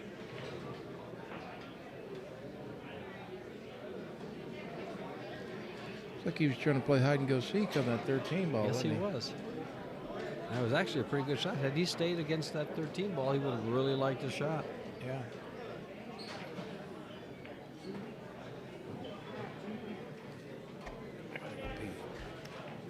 You like pocketing the 13?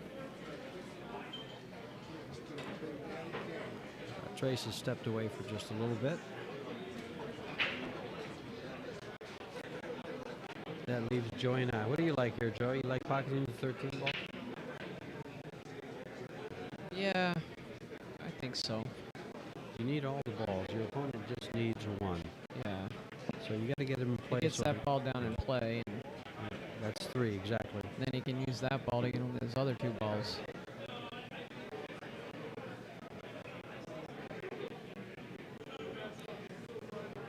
I like kicking this 10 ball. Yeah, You see the kick? I do. Okay. Unless you play one pocket, you usually don't see that kind of a kick.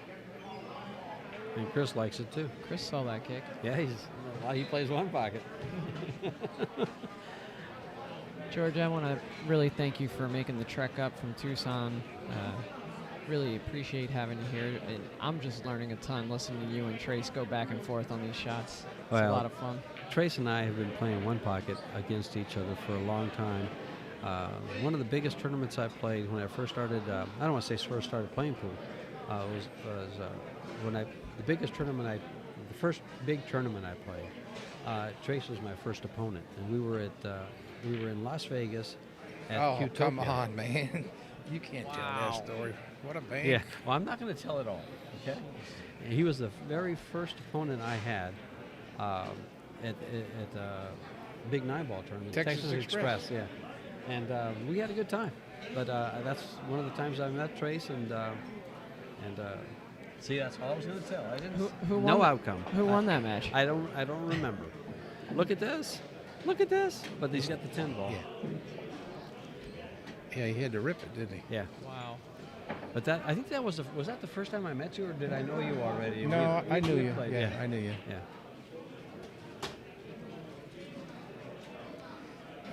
Joey, it was brutal. He won 9-8, and he had an eye swell up so big. I had a sty. That's right. I had a sty in my eye, and I couldn't see out I couldn't shoot at the right side of a ball. I had to shoot at the left side of a ball. He left himself this absolutely terrible angle on the 7-ball, only because that's the only side he could see, so he played position. I thought I had a chance. He was playing position perfect for the guy with the sty. Wow, that's crazy. That was, you know when that was, Trace? That was in 1993.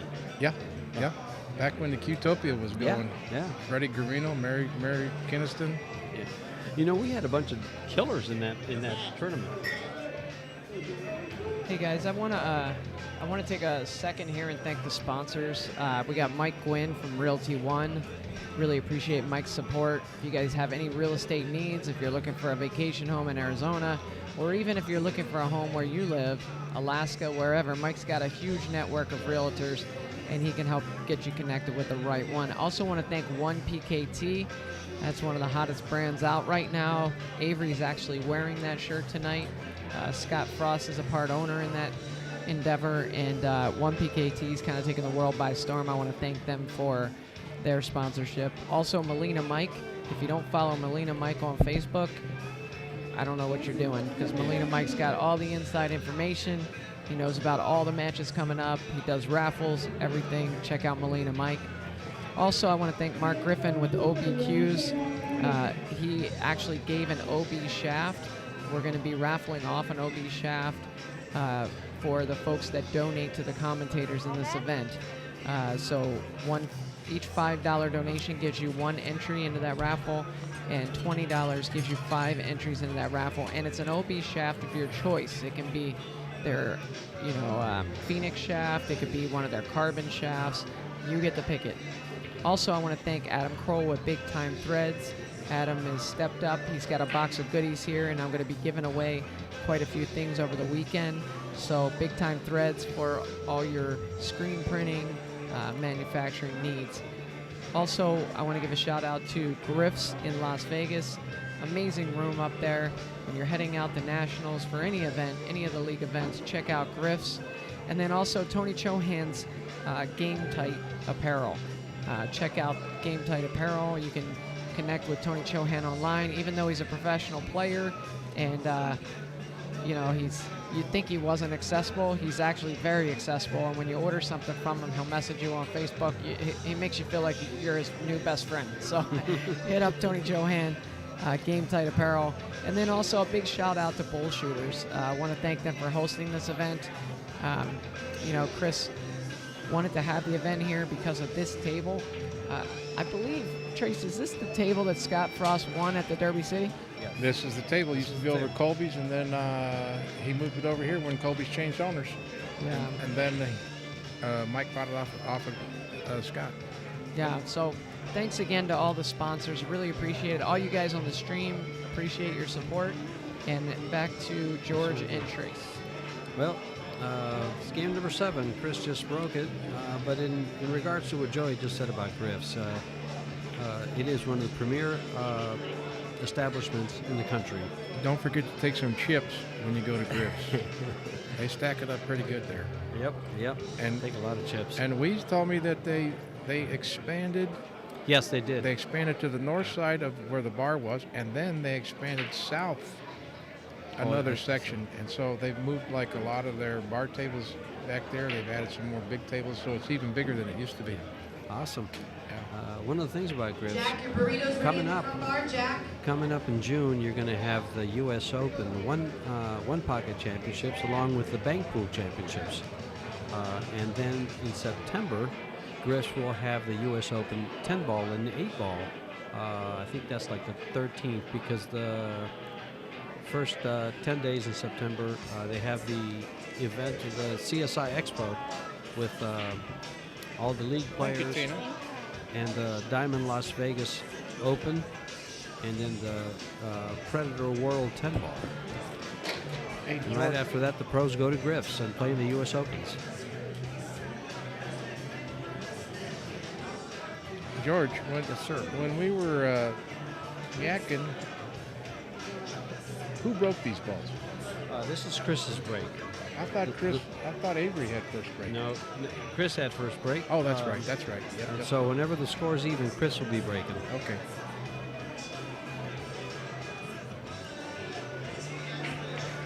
And the score is even at 4-6, 4-2, I'm sorry, but it is the 7th game played. They are playing the 7th game. Chris actually has won the last 3 games in a row. Yeah, Avery's. I think Avery's kind of lost a little bit of his game plan. I think he's kind of panicked a little bit. Well, he started like a house of fire. I mean, I was... Speaking of house of fire, that one just burned down the barn. That's a little power. Yeah, the power one pocket. Scott Frost. I think Ronnie Allen was doing that before Scott. Was he? But it's definitely power to the people. Mm-hmm. Oh, wow. That was tough. He should have been out there. He could have easily been out. But you know that you got to be real careful. Just when they lay real easy, like those just did, you got to make sure you don't bump a ball and stop your run. Yeah, just carelessness. Yeah, that's all it really was. Now, I would be very, very tempted to bank this 13 ball. Oh yeah, for sure.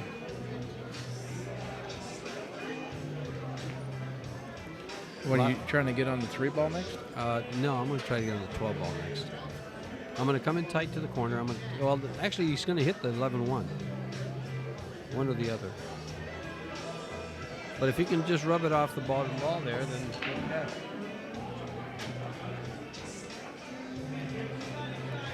Man, we're dogging it up here, George. Of course, they see it a little bit better than we do.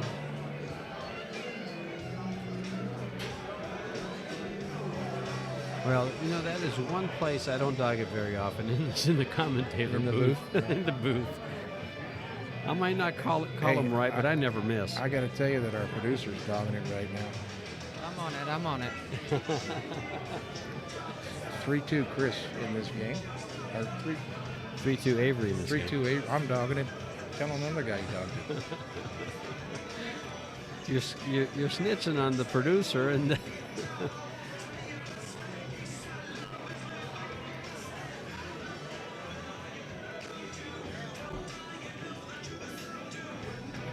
looks like that 12 ball banks, and he can follow right through with it. He's lined up straight in for the bank, perfect. Oh, but he lost Whitey. See, he's a little bit off his game. I mean, look at the speed of that shot. The speed of the shot was he was kind of guessing. I think he kind of really stroked it and got a lot of speed on it. His face looks a little bit red. I think he's a little bit off his game.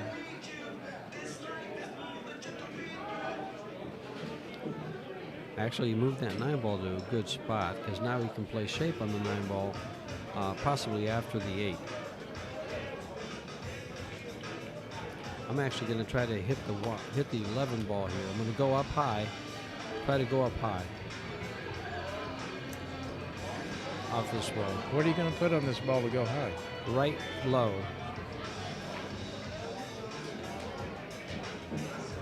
Takes it straight up. Usually takes it straight up. Although a danger there would have been to kiss off the 1 and go on the side. So Chris got to be a little pissed at himself. He's been on twice. He's been on the balls twice, and he's got 4 balls. Yeah. Twice. Although I will say, getting another shot after that shot he just shot wasn't the easiest. It sounded easy that I'm going to go up high and I'm going to go here and I'm going to go there. But saying it and doing it are 2 different things. Yeah. So keep that in mind. When I say I'm going to do this, I'm going to attempt to do this. And as we all know. Maybe the play on that one was to go backwards. Oh, that could be. He could have drawn the ball. Yeah. And gone for the 8. The only thing about going backwards on these really tight tables is when you're drawing the ball, they have a tendency of drawing out. Yep.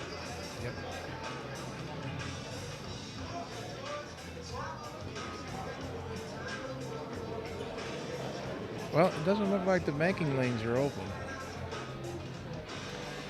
Tim Z asks, how long will this match take? All weekend estimate? Well, they're racing to 8 today, and then tomorrow will be the first one to 16, and then Sunday it will be the one that wins number 24 and takes home his opponent's $10,000. Did you see that bank he just made? It just barely got by the 12. Yeah, it was beautiful. Precision banking. But He's going for it. This could be costly. Let's see what it cost him. He's feeling good. He's up 4-2. He sizes his opponent up as being like, Chris is a poker player too. Mm-hmm. That he's on tilt. He is a little bit. And so he feels like, hey, I can really stuff it to him now. Well, and he's really confident with that bank. And then what happens? He hangs it up, and he puts Avery right back in action. Yeah, he'll follow this for shape on the 12, and shape he gets. He just put Avery back in action. He's pretty straight on this 12 ball. See, I'd be looking to get on the 111, but I don't think he has the angle for that. No. He just bunked this 12 and then try that. Yeah.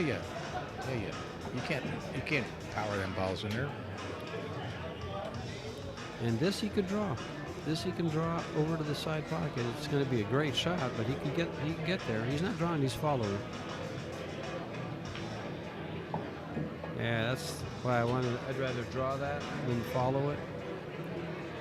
Hey guys, I just want to point out, remember this game, because Chris is up 4-2, and Chris had 2 open opportunities to get out here, and if he doesn't, that could change the momentum here. Yep. Yeah, they could play with his confidence quite a bit. Yep, exactly. Yeah, if Avery's able to capitalize here, and he's now ahead 6-4, or he was down 4-0, I believe. It could be a momentum changer, and that's one of the things about one pocket in races.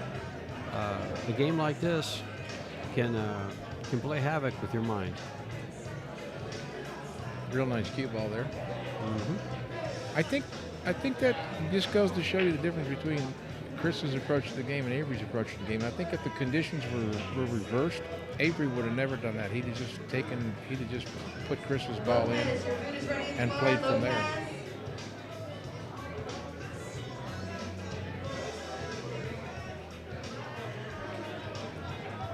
Well, if he banks his 3 ball, he might give up the 9. He's going with a lot of right English here.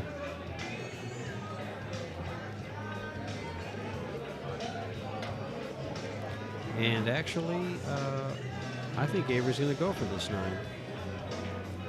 Z across with inside, A lot of inside, yeah. and then bank the 3. I think he might be able to get on the 3.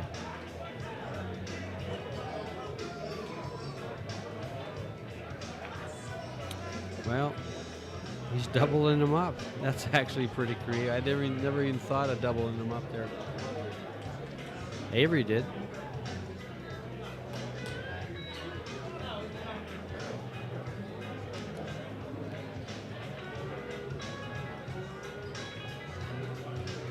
Now you got to kick this 9 ball out of there. Nice and soft. Just move it out. Oh, that's a shot. That might be what Chris needs to get back in this game. Well, the ball's laying in his favor, too.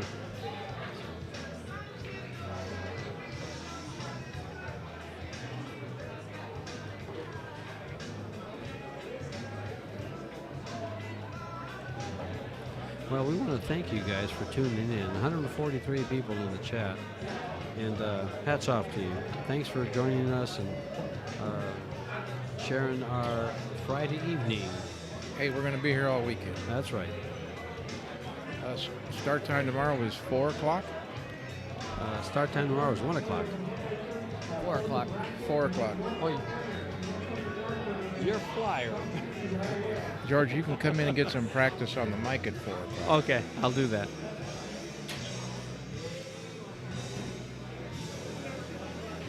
He's banking this 1 ball, I can guarantee you that.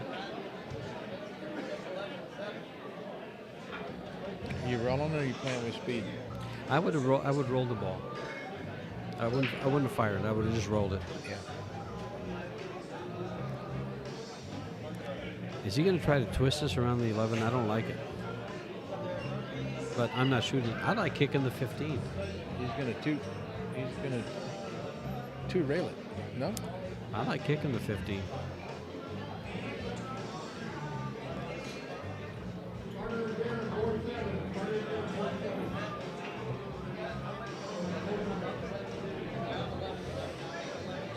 Now is he banking this one? Is he rolling it or hammering it? If he rolls, he might double kiss it. He made it. He's draining it, Trace. He didn't hammer it. He didn't roll it. He drained it. Schwinga.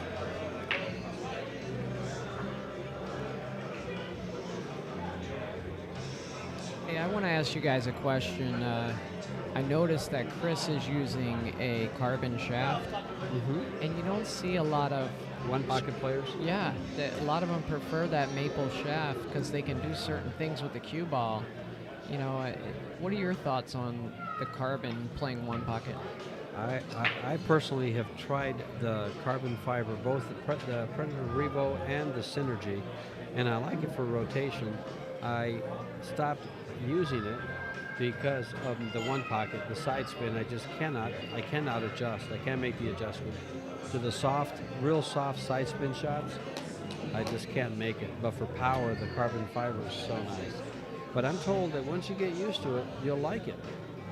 And I think the trick might be to not using more than 1 tip of English from center. That's just my personal opinion. I don't play with the carbon fiber, although I have been looking at the Revo lately. I play with the Predator 3. The Predator what? 3. 3? Yeah. I used to play with the Z2, and then Gus Brasino told me, he says, "Man, that's too high performance. You gotta tone it down a little bit." So I went to the Predator 3. You talking about the 314 3? It's whatever they came out with after the Z2. I think it was just called the Predator 3. Huh. I bought it at the BCA, and I had Joe Blackburn. I bought a blank, and Blackburn turned down and put a white collar on it. It doesn't even have a logo on it. You know, speaking of Gus Brazino, I remember when he first started playing with the low deflection, he didn't used to. He hit that ball. Yeah, he did. Anyway, he says to me, you got to try this shaft. It's like cheating. I thought that was funny, and I tried it, and I says, yeah, I'd be cheating if I used it. Or didn't use it. I really haven't ever played with the carbon fiber. Yeah. I've hit a couple of them, and I just, a couple of tests. Look at this shot. Is it going to stretch and grow? No, it didn't. It's coming over. It's tracking to the pocket. Let's put it that way. Do you spin this ball? Yeah. I think so. I think it spins around. Spin away with left-hand English. I'm better from the other pocket, but yeah. See, and those are the shots, Joey, that you were talking about, or not that you were talking about, you were asking about, and he's lost the game on this shot. But he's going to have to follow it past the spot. But anyway, it's those spin shots like that I just cannot hit with the carbon fiber. He was playing to win the game on that shot. Yes, he was. That's why he played that speed, yeah. Yep. Which is... and he's going to do it. Wow. That's why I said he's going to have to follow this ball, and there's your tight table coming into play. Yep. And actually the thought of the tight table coming into play along with that, it puts more pressure on you when you're up there, because you sit there and you're going to shoot a shot that's pretty much straight in, but you don't want to look like an idiot when you miss it. And you don't, because, well, he's protected the one ball, it looks like. I think what's going on tonight is that when we were practicing in the daytime. There was nobody in here, it's pretty much empty. It's changing. And there's a lot of people in here tonight. And that's something to be said. I don't know if people think about this or not, but one of the things I've noticed is when you get a crowd of people around a pool table, it usually changes how it plays by a little bit. It plays a little wetter with more people around it, not as dry. Hey, Dr. Fauci has notified us that they're all socially distancing and wearing their masks. So just... yeah, we're doing everything we can. So you're going to two-rail this? Are you going to one-rail this 15, or are you going to three-rail it?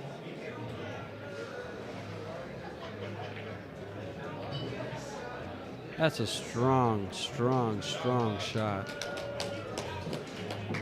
That's such a dangerous shot. You may end up making that in your opponent's hole. He may have to play the same shot. Another two-railer? I agree. Well, the speed was right. How about a four-railer here, Trace? Not on my money. Your cue ball goes two rails to the left-hand corner pocket, up on top. I'm going to get a kiss somewhere in the middle of the table. Nah, there's no kiss here. And I'm going to scratch in one of those 6 pockets up. There's no kiss here. How about a two-railer the long way? That sells out of bank. I like getting the cue ball up on top. He four-railed it, but it's not. Oh, look at it shortening it up quite a bit.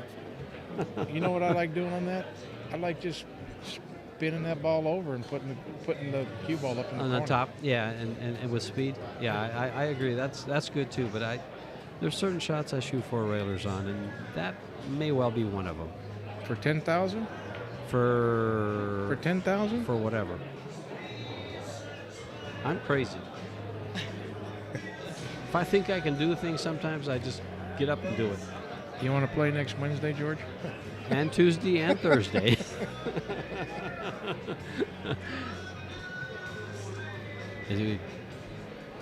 This ball's in.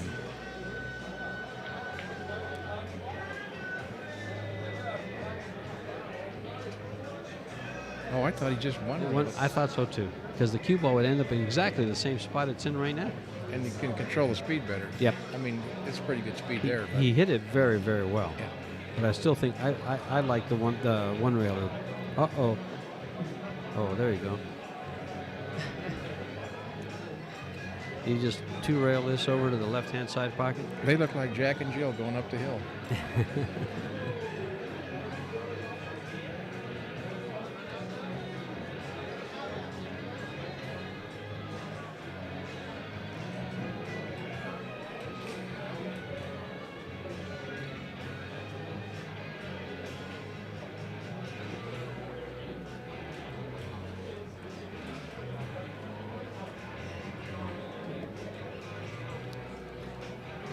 Would you consider two-railing this ball?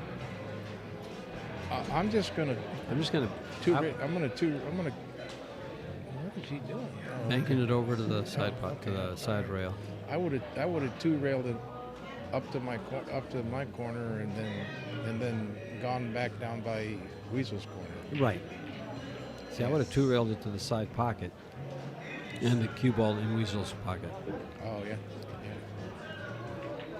But I was looking at that two-railer. I'd probably try to put that ball where the cue ball is now. Exactly.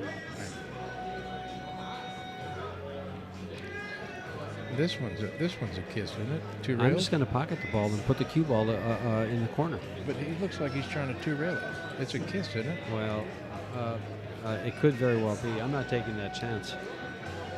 I'm just going to make it and leave the cue ball up, against the rail, side rail.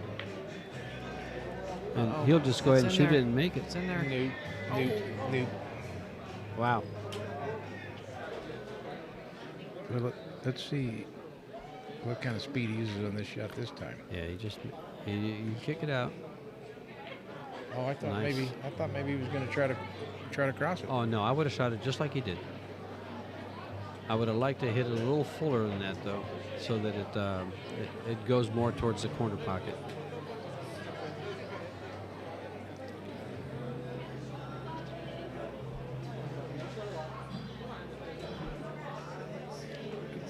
Well, you use a lot of left-hand English here, Trace, and cut it back to your hole. Yeah, I actually hit.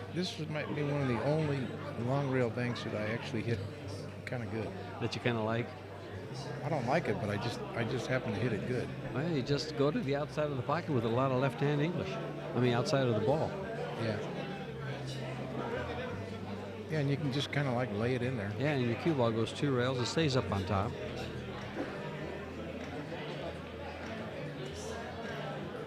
But you want to get that cue ball over because you could give up a bank.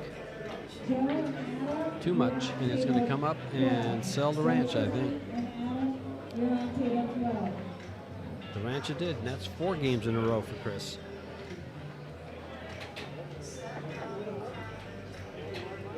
Avery has lost his mojo. 5-2. This is a race to 8 tonight. Why do you have headphones? So we can hear all three of us talking.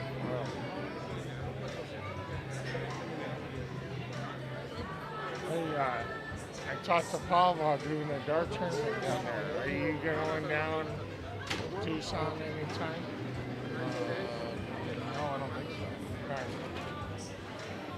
He just said, come on down, bring some guys, and I'll show you the room and do this. He's got nice facilities down there. Huh? Nice facility down there. Yeah. He said we'd have to do it in the 7,000 square foot room, but which is fine with me. All right, go back. Okay.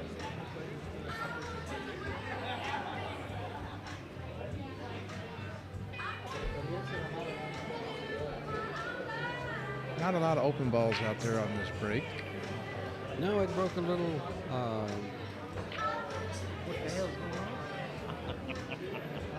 Uh-oh. Fucking up. Yeah, 25-17.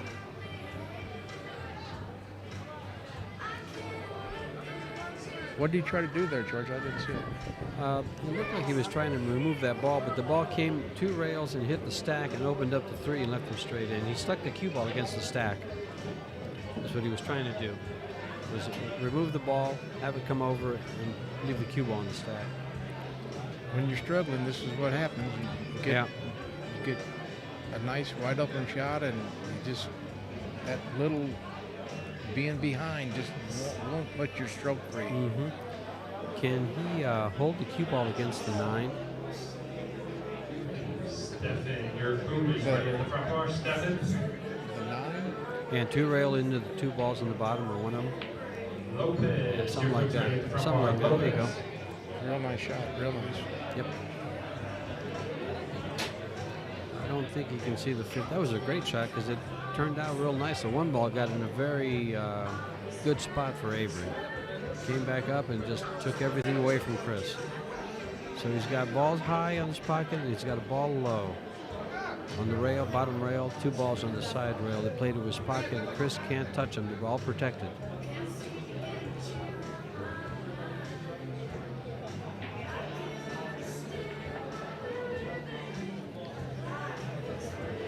What's he going to attempt here? Looks like. Can you go to the side profile, Joe? Can you go to the? He's going to try to follow that ball down. And here it goes. It's going to bounce out. He's going to be okay. That could have worked out different, but it didn't. Yep.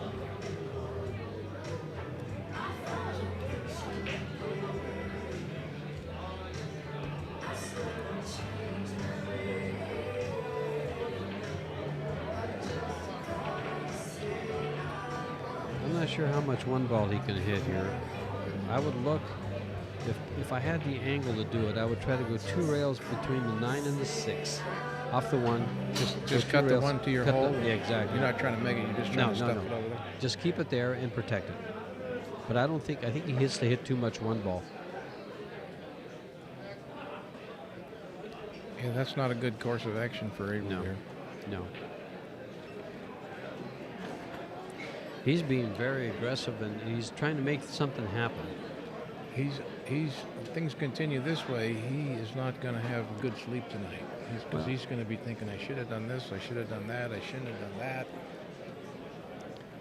And he's not going to have a very good position tomorrow. He'll be, Yeah. 5-2 right now, but he'll come back. I mean, I think that's part of it. Look at this shot. This might be in. It's going to be right in the jaws.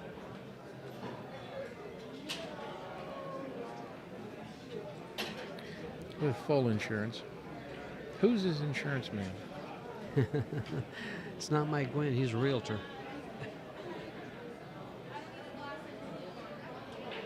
And I don't think he's going to get it.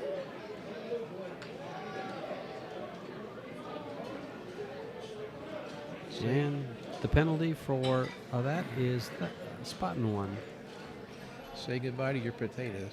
Yeah, but nothing goes to Chris's pocket other than the 4. Yep. Everything's tied up, unless maybe the 5 goes. But I don't think so. So are you going to make this 7, or are you going to try to stick him someplace where... The 4 ball? I think I'm going to try to make it and hit the 5 ball with the cue ball and kind of power up. Try to go through him. Yep. And create a shot.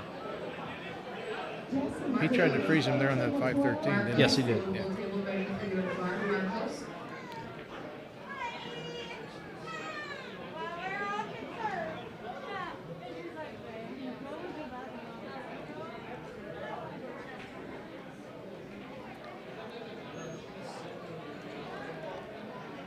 Avery just needs to start digging his way out of the prison camp with a spoon. Well, I think he's got to go back to basics. Yeah. Just play knit one pocket. Exactly. Well, I wouldn't call it knit one pocket, but play the game. Look at this. Well, non-aggressive one pocket. Right. Old style one pocket. How's that? Yeah. Is that better? Yeah. He needs to get his ship righted. Because Weasel's starting to let all them barrels in his carburetor open, Yeah, he's revving it, I tell you. And you gotta make him hit the balls into the rail, kick, balls into the rail. Don't let him shoot at his hole no more. Don't give him no chances.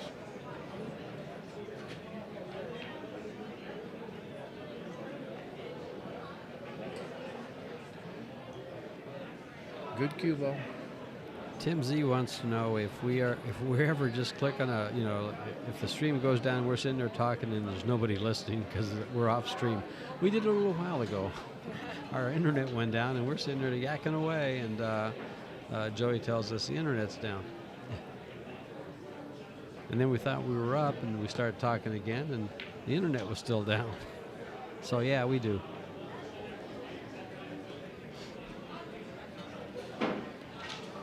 Joey Bradley says, tell Avery to go to the bathroom, take a break, and wash his face. Not I've a seen that bad coming. idea. No, it's not. Not at all. Just change something. Got to change something. Take a break. Do you know Joe Bradley? No, Alaskan Joe? I don't think so. No. He comes down here and plays several times a year. Tom Neal just said, "Nice job in the booth, Trace." Why, thank you, Tom. I missed you at the billiard tournament at the Casino del Sol this year. Although it was COVID related, so I imagine you were still hunkered down, huh? I think he can bank this 12. I think so. I think if he can get by the 5, I think he banks the 12. And with speed. And he can keep the cue ball there for the 7 or the 5. Just like that. But it stayed high. I think it's because there's so many people in here. These balls, they're shortening up. Well, a table does play different with more more people around them. It does change. You ever notice you walk into a pool hall and you're the only ones there and everything plays real dry, real nice, you're enjoying it, and it starts to fill up and all of a sudden your banks shorten up and your focus goes out the window. Uh-oh. Oh, I thought he was going to give up the 8 there for a second. But, yeah, the more people, more distractions, changes the temperature of the room, maybe even the humidity of the room. That I'm not sure about. But I do know that Chris did not want the cue ball to go there. All those balls are lined up towards Avery's spot. Yeah, they all play. Big mistake there. And this is a big shot here because, with the way he's been struggling, he doesn't have to make the opening shot here. And I sure hope I didn't jinx him by saying that, but I know when I'm struggling, I'm afraid of this shot. Well, you know what? You got to listen to your spidey sense. And if your spidey sense is telling you, I don't feel confident, then shoot the 11 and then go to go to the 7, then go up for him. Yep, But he's going to shoot yep. the 10 ball and stop it right there for the 11. And if he misses, he's safe. Yep. But you think, if I'm a good pool player, I'm going to get all these balls. And then you miss the first shot and you go, what the heck was I thinking? I usually think of that, Trace. But then I miss so many bank shots that you sit there and say to yourself, any player should make this bank shot. And you miss 3 or 4 of them in a row and you start questioning shots like that. That's what I'm telling you. You got to listen to your spidey sense. There we go. And this spidey sense said, he's got this 7 ball's not easy. But he doesn't give up anything if he misses it. You remember Billy Palmer? I do remember Billy Palmer. Great one-pocket player from the Bay Area. Mm-hmm. He used to tell me, he goes, you got to tell yourself it's green light. It's green light. And you can't, once you go green light, it's green light. Mm-hmm. He told me that a long time ago, and I still can't go green light. I'm running amber every time I come to the table. Oh, look at this. He's going to get away with it. He did get away with it. Chris will pocket that ball and give him 3. I don't think he'll shoot at anything else. All he has is a combo on the 5. And Chris makes a big mistake and gives up 2 balls. 3 balls. Now, I will say there's a reason he's won 4 games in a row. And it's things like that, along with some good shooting. And Avery has made some mistakes.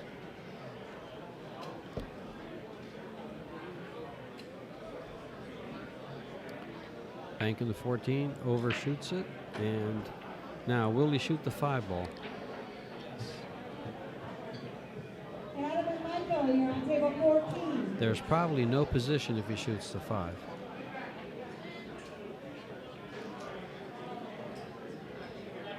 What's he looking at? Putting the 12 into the 10 and sending the 12 into the 5 and the 10 banking across? He had to take a look at that 2 ball. The one that's right by his elbow. No, it's froze. Is it froze? Okay. Yeah, see, and see the position? There's no position. No position. So that basically what I'm saying is there was no future in that shot, even if he makes it. No, but he wants to shoot at his hole. I understand. Sometimes you have to override that feeling. And Avery, well, he's got 3. Now he's going to have these 2 for sure. Now, can he get another shot? Does he go on the 9 ball, or does he go to try to develop a shot with a 12-10? Looks like he has an angle, but there's no shot there. I think maybe he was trying to get up on the 14 or 15. That's why he put They don't go either. He put that. One of them does. No. No? Nope, neither one. See, I thought, just as he shot that, I looked at the screen, and I could see he had a little bit of angle to draw the ball straight up table and possibly catch the 12 and give himself a shot on the 10. But he was looking to draw straight back and come over.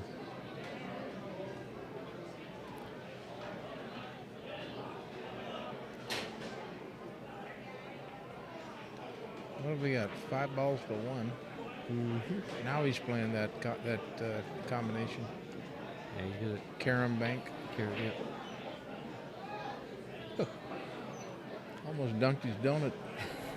Dunked his donut. There's a good one for you, Joey. Should we give out a dozen donuts? Hey, I tell you what, Trace has come up with some good ones tonight. Dunked his donut.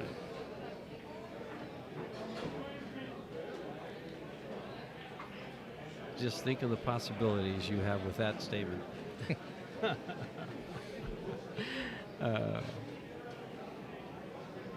Looks like he's trying to pinch this ball. Remember how good he hit that other He's one? going into the ball, yeah. Yeah. That one we thought he had to cross and he pinched it, Right. but it was real shallow. Yeah. That was a lot more shallow than that bank. Didn't have that bank. That was pretty No. steep. Yeah. Yeah. That was real steep.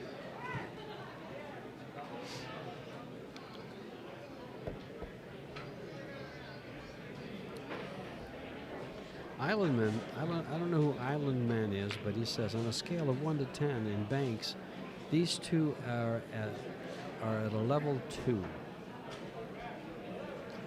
I don't know. Is showing us Island Man is I don't know maybe who that's that one of is. them guys from Hawaii that was just here last weekend, I don't know. or maybe it's Long Beach Bill from Colorado. I like that shot. Yeah, I learned that shot from Scott, and I shoot it a lot, and Avery and me are like the only guys I see shoot that shot that way. Oh, and he's okay. I don't know. This 10 ball's a little risky, but he might be able to shoot it. Got to be careful. He's not even going to go for it. He's got to. You can't hit it with speed, so because he might scratch. So he has to fire it, and that would go right back in front of this pocket, the other pocket. I like this 2-railer. Never mind. This cue ball is excellent. The importance of putting that cue ball on the bottom rail. Great example, right there. I want to send a little shout out to my sweetie Sarah, who's in Albany, New York. She got deployed there to give COVID shots. She's going to be there for 60 days. Wow. I hope she's working, or I hope she's watching. Yep. Miss Sarah Miller. It's Miller time. It's Miller time. That's right. I just She remember her achievements with that Saguaro Cup that one time. He played against, who was she playing? Mike Sandoval. Mike Sandoval. Wow, yeah. that was awesome. For the cheese.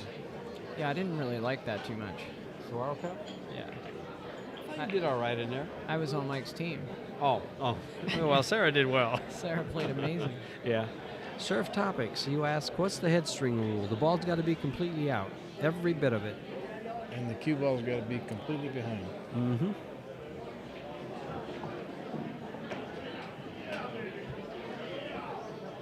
Avery's giving Weeze a chance to get back in the game. Now it's a dogfight. 5-3. 5-3. So he's worked his way back in. I'm cutting this ball. Are you? Yeah. Because you're going to rip the 12? I think it misses the 12, to tell you the truth. But it looks like it might catch the left side of it and send it towards the side pocket. Avery says he's tired of making easy mistakes. He says, so basically he just said, George, you can make that mistake. I've made enough already. Yeah. I'm not going to continue the trend. I'm going to change something. Actually, that's actually a good thought.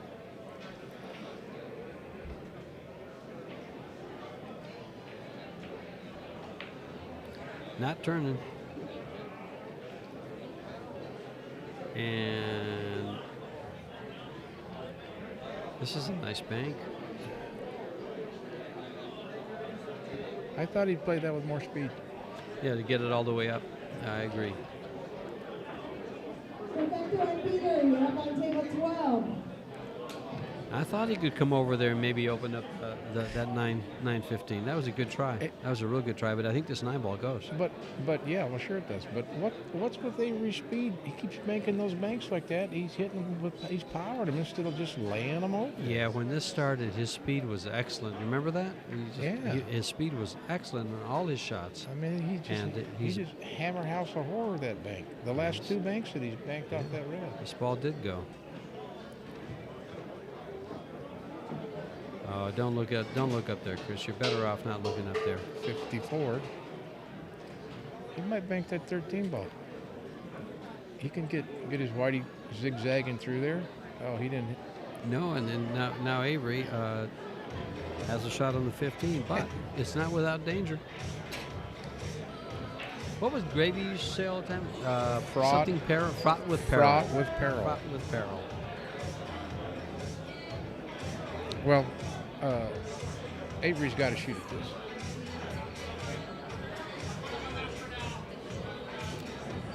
I agree.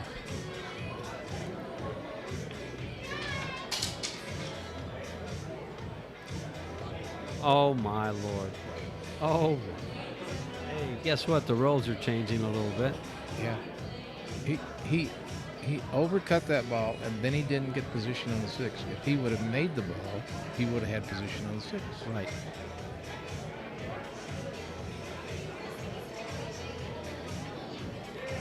And you can't kick straight at it because the 12 ball's in the way. He's going to try to cut this in. He overcut it. And he's going to add to the bounty that Avery's going to get off of these balls. He can follow this for the 6. And or did he just roll the 12 into it? I rolled the 12 into it, but he's lined up so nice. It comes right down for the 6. See, and that goes in. It's just the way it's lined up. When they're lined up like that, take what the table gives you. George, do you like to make both balls or just one at a time? Well, the way it ended up, both would be good.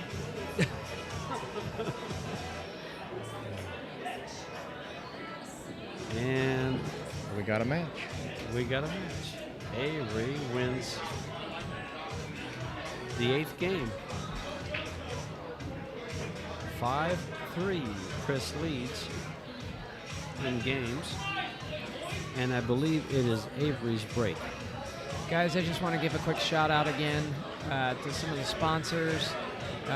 You'll notice as Chris racks these balls, he's wearing a Game Tight shirt. That's Tony Chohan's brand, Game Tight. I want to thank Tony Chohan. Also, we have Adam Kroll with Big Time Threads. Adam's given some product that we're going to be giving out here. We already did one trivia question. We're going to do some more shortly. OB Shafts, want to give them a shout out. Griff's Las Vegas, wonderful pool room up there.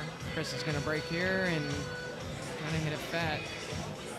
We have Mike Gwynn from Realty One, all your real estate needs. 1PKT, awesome brand there. Check them out. Melina Mike, if you're not following him on Facebook, what's wrong with you? And we're here at Bull Shooters in Phoenix, Arizona. Guys, it's a real money match. No funny business here. 20,000 in the middle, 10,000 per man, and both these guys are betting a big chunk on their own. So enjoy the show, and I'll turn it back over to George Teoshea. Well, the first thing I'd like to say, Joey, is I thought you and Melina Mike and Oscar Dominguez did a fantastic job with your one pocket power ranking. The ranking. That was a lot of fun. That was. It looked like you guys had a lot of fun, and it was awesome to watch. It really was. We had Mike Davis in there too, and That's right. I forgot. We dogged a few of them. I mean, it was all fun though. Yeah, but we're gonna update that soon, George. Okay, good. Yeah. I'm sure I'll make the rankings dead last. But I've always been ranked just at the bottom of the pile. We did top 15 last time. This time we'll do top 1,242, and you'll be in there. Don't worry. 1,242. You know, I might make it. Nice shot by Chris. If he could have gotten that cue ball up against a 4, what a shot that would have been. It looks like he can see the 13, so he can just draw this just a hair and bank both the 13 and the 3 out. I think those. I don't think you do that, George. I think those balls are double kiss, and you're not gonna get a result. I think you got to kick to the bottom. You got the 12's in the way for that. Well, then I'll tell you what you do. He hits it here and draws it back. This comes around. This comes out, and he just draws it back like 2 inches. I'll tell you what you do. Bank the 5 into the Straight in the hole. Lower stack balls. It goes straight in the hole. No, and then draw over to the 13, and then they'll both go away. It looks like he's banking the 5 straight to his hole. Oh, and he double kissed it. It's going to be costly. Oh goodness. Have a nice year. Oh God.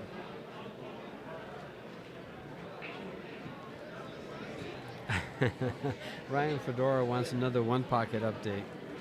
I'm not sure what he means. Is he talking another trivia question? No, he's talking about the power rankings. He wants an the update power on rankings. the power. Okay, yeah, that's what it is. Okay. And guys, I Gotcha. just put the link to the power rankings video in the comments there. So copy that, paste it, and when you're done watching this match tonight, go check out that video. It's pretty fun. Yep. Mark Griffin of Griffs is in the house. Oh, you're kidding. Wearing his mask. It's awesome to see him.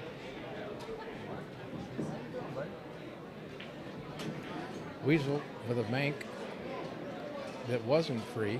He sold out, but he made it. Well, it's not free. I mean, the 12 balls. No, in he the way. just banked the one ball. He just banked the one ball and sold out that 4 or 5. Well, I looked away to see Mark, and they didn't wait for me to watch. Oh darn! How's that 4-5-13 look? Pretty juicy. Oh, not juicy enough. Yeah.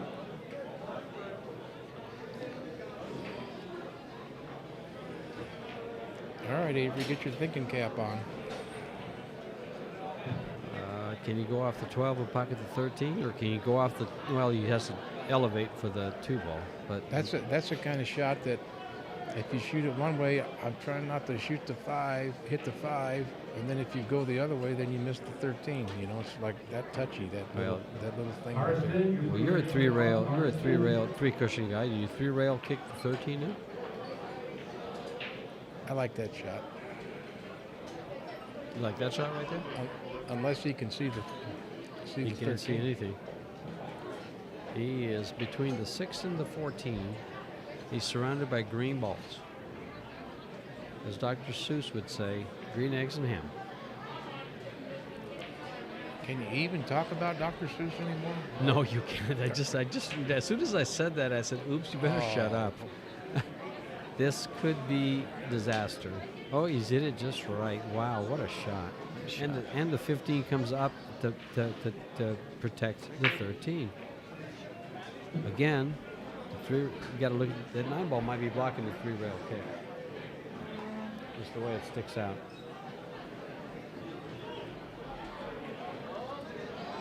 Well, we're going to find out real quick.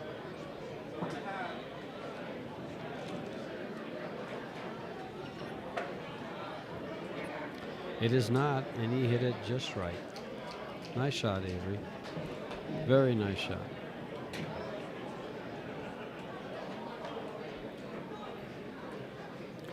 I go ahead and bank the deuce. Send the cue ball up. What about that 8 ball sticking up there? What 8 ball sticking up where? That's the 4 ball. The 4 ball. The 15 had it. It wouldn't go by. Oh, okay.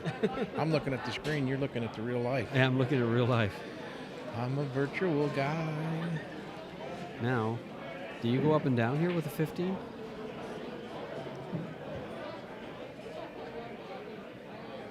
You're going to shoot the 15 and then go up and down? I'm asking if you would even consider it. It's a very risky shot. It's a heck of a cut, but it does go up and down.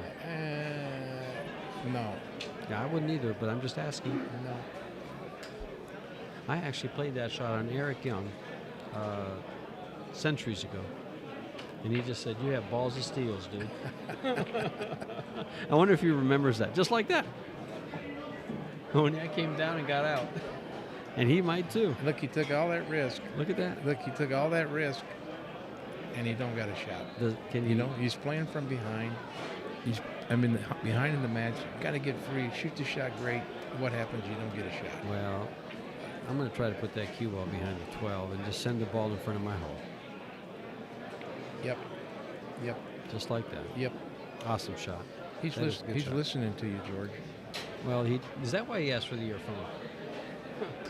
If he's listening to me, he doesn't like money.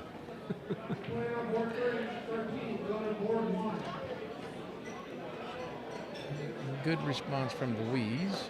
Yeah. Can you come off the 12 and into the 5? That's a hard shot. You have to spin down to it.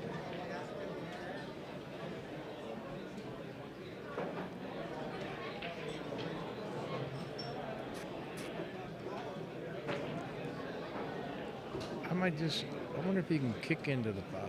Spin kick into the 5. Oh, he can see the 5. No, he's playing your shot. Oh, he did do that. How about that? Good shot. He didn't play no spin on it though. It just rolled right. That's just what I noticed right now. You guys got to hit that like button. Good point, Surf Topics. 167 watching, and we only have 11 likes. Come on, guys. What does that like button do for you, Joey? There's an algorithm. Okay. This is a mistake. Oh, this should be a very custom. Well, actually, it's 2 balls. 3 if you can get on the deuce, and 4 if you can get on the 7. But unless he tries to, well, you know what I might do here is I might shoot this 12 ball and try to go into the 11. Open up a ball, but that might force a miss. He's pretty straight. I don't think he has the angle for that. He's got just a hair. I'm looking right down the throat of this shot. He's got just a hair of an angle, but he could throw it off. So he hasn't been executing real well. So you're right. You gotta take what the table gives you. Yeah.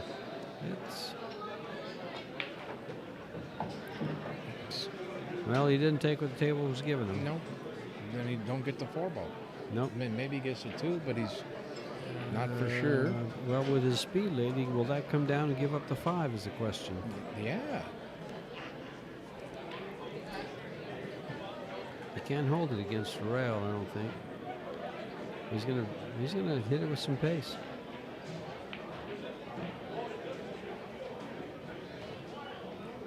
That's a pretty nice little play right there. That's good. It's good play with a cue ball, but all he has to do is go up for the 4. He's running like a sine curve with his thinking. He's good. I would not. And he's bad. And he's good and he's bad on his thinking. I wouldn't move those 6 balls around the cue ball. I'd look up at the 4 ball. What he did there was nice. George, you're on 14.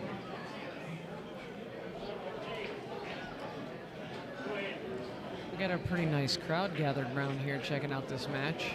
A lot of the one pocket players in Phoenix. You recognize them sitting around the rail here checking it out.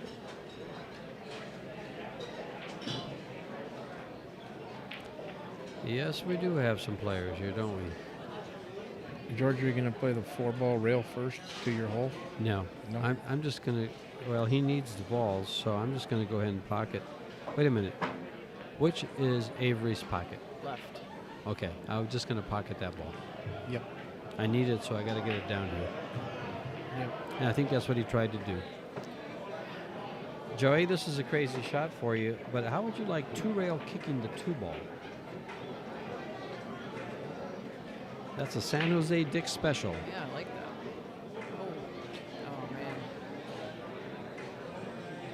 Good news and bad news. The good news is he hung up the 10. The bad news is he sold out the 6, but the 4 and the 14 and the 11 don't go, so he's got to play for the 9 or move the 14. Yeah. Actually, moving the 14 works perfect. Yeah.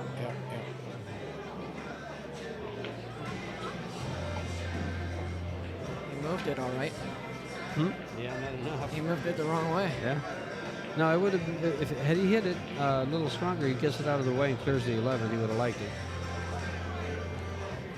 I'm sorry, but I'm just going to give up this ball.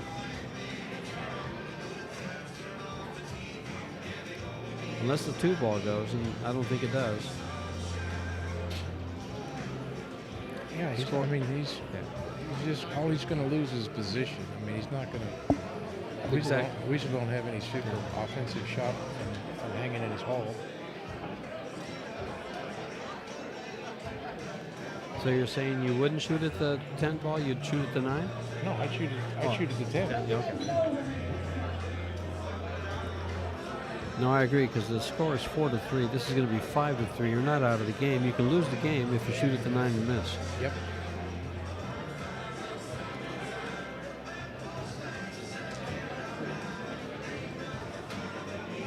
My buddy Joe just told me that Jeff Cranky is still in ICU battling the COVID and not doing well. Yeah, somebody told me he's in a induced coma state or something like that.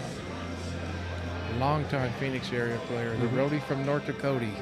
And that roadie from North Dakota does the best wraps in life. Cue wraps. He'll put leather wraps on your cue that you won't believe how nice they are.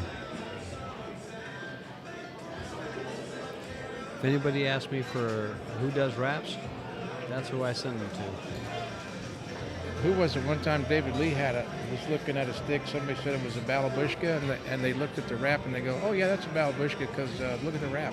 And it was a. Jeff said, "That was my wrap."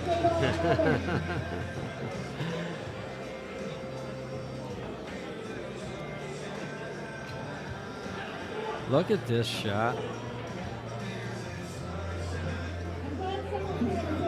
That's tight pockets for you. I think that ball would have gone in 99 tables out of 100. You know what? He's got a little problem here because he's froze to the rail.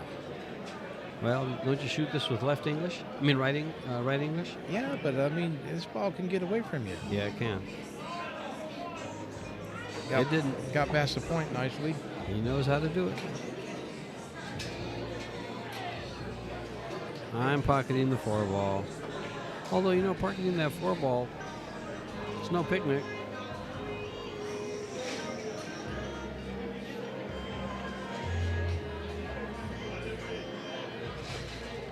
I'm going to let my opponent mess with those balls. I'm not moving them. He could possibly bank this 14. The combo 11-14. It's lined up for it. It's lined up pretty nice.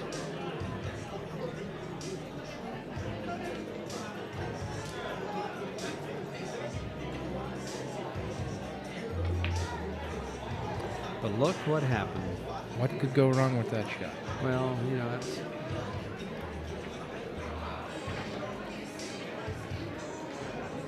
I did not like any part of that. I liked the 4 ball the whole way there. Yep. He needs them. Chris has 5. And Avery now has 4, but he's given up a straight-in shot here. I might look at that 2-7-5 combo. That's what I'm shooting, George. That's what you're shooting? Yep. Okay. And Chris is too.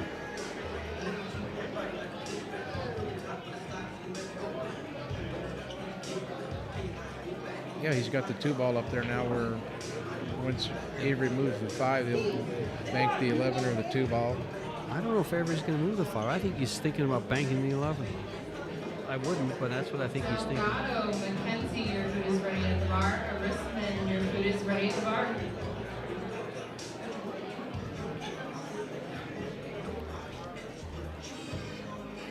If he does bank the 11, the cue ball's going up table. I don't think it hits a 7. I don't know. Let's see what he does.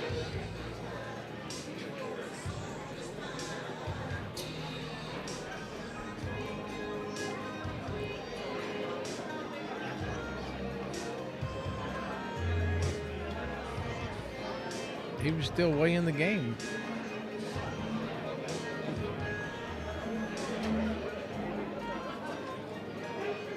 I don't know if you can shoot this combination. I don't think he does. He's got 6 balls. He's got balls out of play. He's going to go for the win. The only way you can shoot that combination is 3-rail the 11 and Well, he not only shot it, he made it, and he's won the game with it. yeah. Well, I mean, it don't have to go in tight pockets. He's feeling it though. Yep. He says when you hit the center of tight pockets, guess what? They still go. And after winning 4 in a row and losing 1 game to Avery, he's back on track, and it's 6-3. Avery's breaking. Game number 10. Yeah, so we got Mark Griffin in the house, and he was gracious enough to donate the OB shaft that you guys can win if you donate to the commentators. So $5 gets you 1 entry for the OB shaft, $20 gets you 5 entries, and we're going to raffle that off just after this match is done, probably on Monday. And you get to pick whatever shaft you want. It could be carbon fiber, From could be OB? from OB. Yeah, Wow. any shaft that they have. So I know you are. I'll give you a. Can I donate for myself? I'll give you a.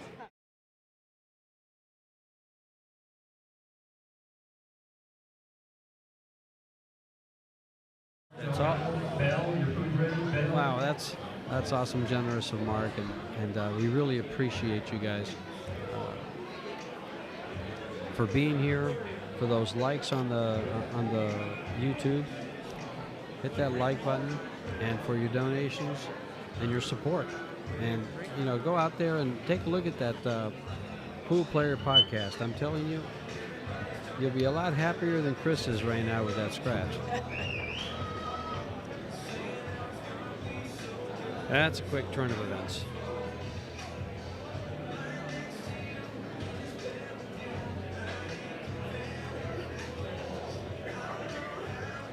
A lot of loose balls out there. He can do some good work, but you got to secure this 7 ball You gotta first. make it first.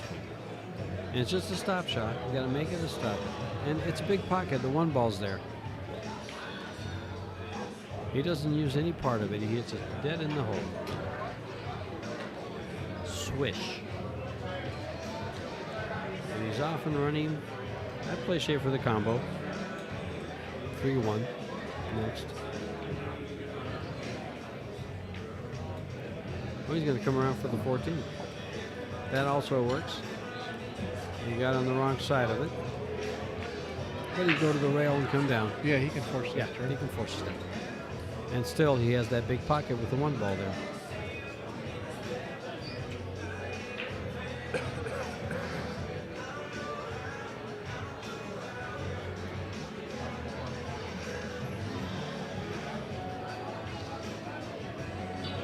That's what's about this new cloth, though. When you shoot this with that inside, does the ball masse or does it squirt? I find shooting with new cloth, the cue ball doesn't move as much as it should off the rail. It loses the bite off the rail, and sometimes that English doesn't take. It just comes off flat. You got to take. Oh, he can maybe get on the 6 ball. Oh, he's playing the He's going to play combination. the combo and just do the 3 ball. Surf topics. So you're going to, you like a shaft because it looks sexy. I think he might have already donated, so we'll Yeah, have to he check did. that. Oh, He thanks, did. sir. Thank you, Surf Topics. Up and down, and he got on the bank shot. 3, 6, 10. Avery needs 3. Thank you very much for the donation, and thank you very much for the compliment. Joey does a great job commentating. Him and Jimmy Adami, or Jimmy Mendoza, have been doing quite a bit. I've been on break for quite some time, but and Trace, I knew Trace would be awesome in the booth. Every time he gets in, I love listening. I'm flattered, George. I'm flattered. Bring a luck to the table, sir. By the way, Trace, you're the backup plan for tomorrow If Scott doesn't make it, if Scott calls out sick. if he goes fishing. Hey, you know what they had in the community section of the paper today? They had freezers. They showed like there were 10 restaurants that closed and 30 of them opened. And they had freezers closing and then opening under the new name of the Mill Avenue Society or whatever it is. Modern social. Modern Social. If he can that 6-ball get by?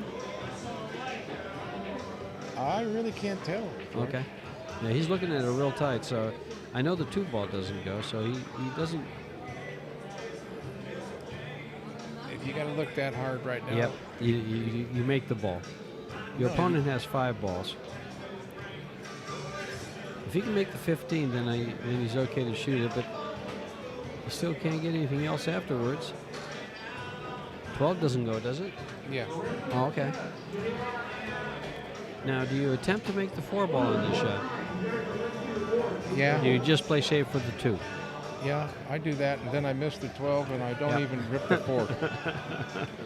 It's just, just asking. He's in a good zone right now. Yes, he is. Now, here's where I try to come up and open up that 13-8. Because if the 6 doesn't go, or do you go around for the 10? He needs 4 balls to go on the hill. Yeah, he went up for the 10. He's going to hit it full. Well, the good thing is he can still make the 4. He's liable to bank the 10 right now. Oh, he didn't even look at it. He didn't even look at it. And actually, after you said that, it's lined up real nice. On equipment like this, although it's real tight, it's a higher percentage bank than it normally is. Chris owed one there. Oh, should we? He does. He's got a penny up there. Are we saying anything about it or what? I don't know. What do you think? I don't think so. I think it's all them. Yep, I agree.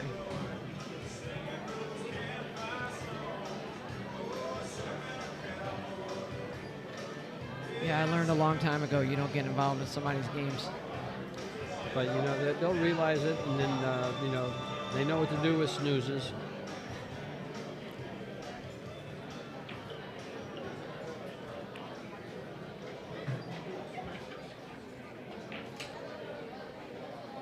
Might say something to Chris, though, since it's his O.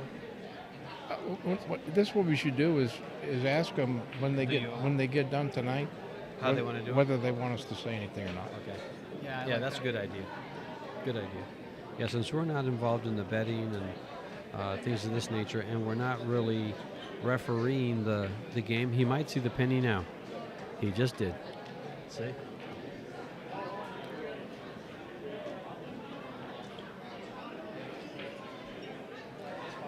He shoots, you shoot, then spot. Yeah, sled balls. Yeah, he doesn't spot it now. He shoots. Weasel. Chris.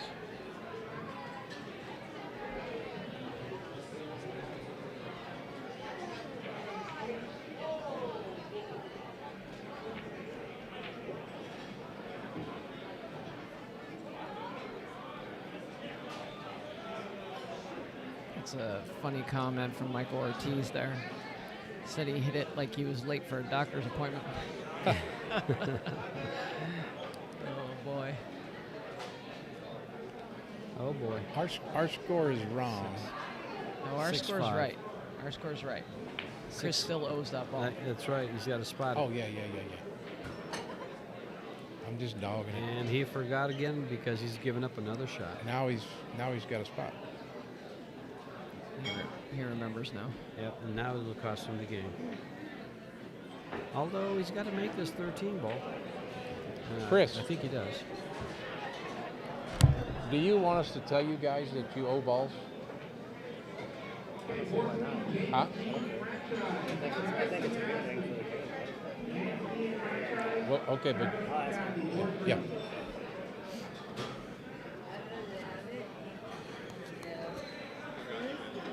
He needs one. Got to make the spot shot.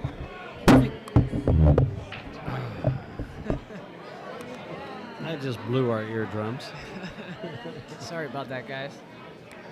The headphone fell off of. Oh well. Ask him, Chris.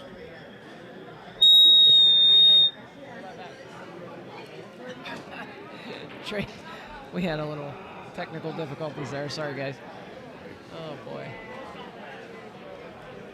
They said if we see it, we should tell them. Okay.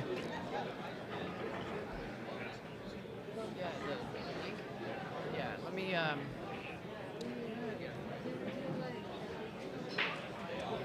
Avery said the same thing. Yep. Probably when I text it to you, probably the easiest way. I don't think I have your numbers on Mark. Well, we're at 6. I'm sorry, we're at 6-4. Is this bank? Is there a window there? I don't think there is.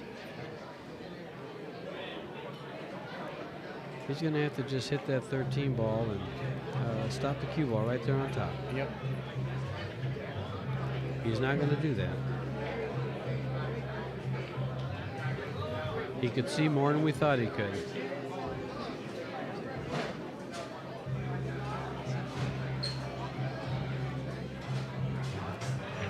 I like ticking this ball and going in by the 8-4. Ticking the 15 into the stack. Billiard shot. It's not far enough off the rail. Yeah, it is. Is it? Okay. I was thinking if Chris was going to challenge him.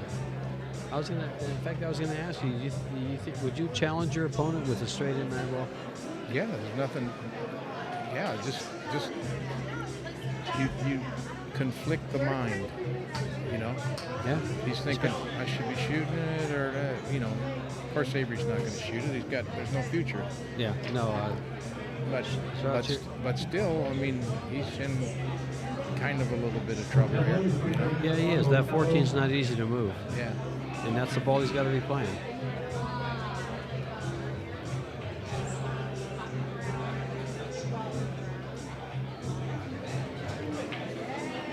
Yeah, that was a real good shot by Chris. Yep. Put the one out there where he can bank it.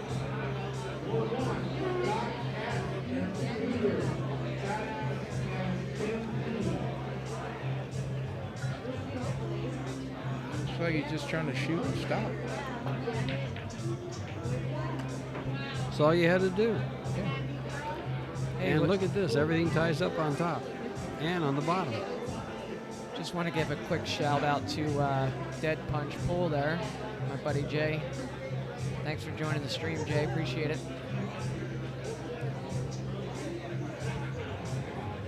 He's looking across the 3 and go into the 6-10. Yeah, because anything else sells out the 9. And Eric, your pool table's And he's ready gonna at the be- bar. Alex, Lucette, and Eric. He's playing this into the 15. And it looks like he made it. Wow, good shot, Chris. Now do you get on the 10 from here? I think so, if you can. What's the 5 ball look like? The 5 ball looks like it might go. I'm sure he'll take a look at it. I can't He tell. doesn't know. Can't tell. Yeah, I can't tell from here. He's drawing the ball around. That was Well, a if the pretty 5 good, ball goes. most fortuitous to go into the 6 and slow that speed down. Mm-hmm. Is he playing the 5 right now? Looks like it. It was not bad. Well, he also played it different than I thought he would. I thought he would have played the 8 ball into those balls. And he somehow came off to the side of it. But we couldn't tell from here anyway. Good work with the cue ball there. Very nice. Back in the stack.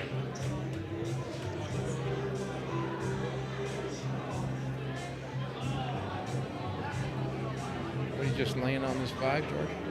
Yeah, he's just going to come off it real soft.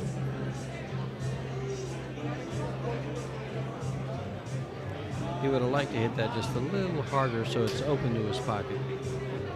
I just try to lay on top of that 5. Really? Yeah. I just lose Whitey on that Oh, shot. okay. And I just- I'll sell the 10 out. You know. I like how he did that. And Oh. 2 inches harder, and he would have been perfect with Yeah. a 5. Yeah.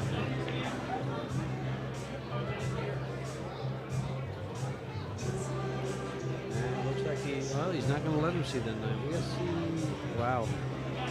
He can see the 9, but it goes right into the hole, or right into the 10. It goes right into the hole. So the 9 ball does him no good.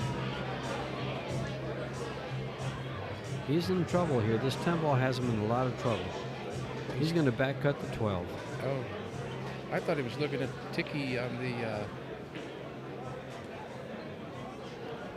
And it's going to cost him.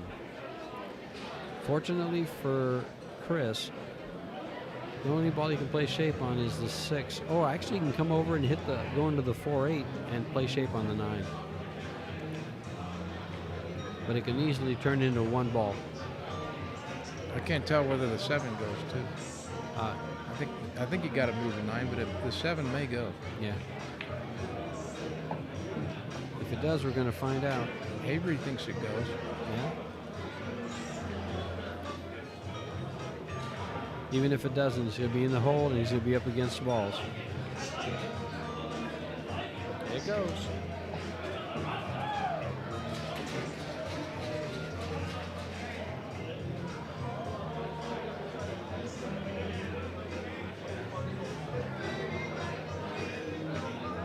Now what's he going to, the 5? 6.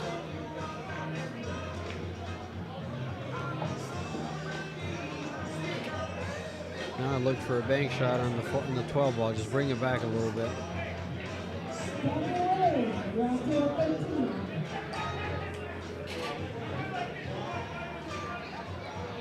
Or you could just leave it right there and bank the 14 into the 5 and stick him on the 2. Just play position, or just play, get the 5 over there by your hole. Sure.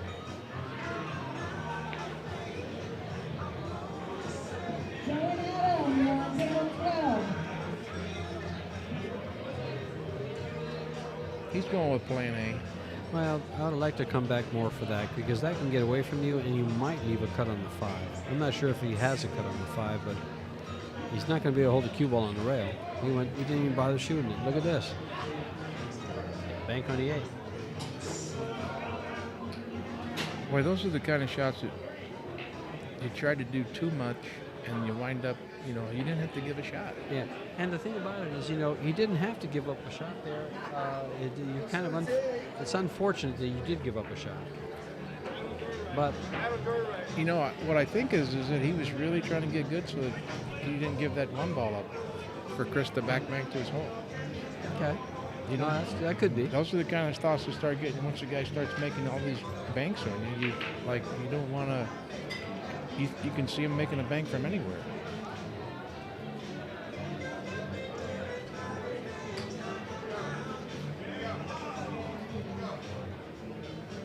I like taking just the 8 ball out and stopping it if you can.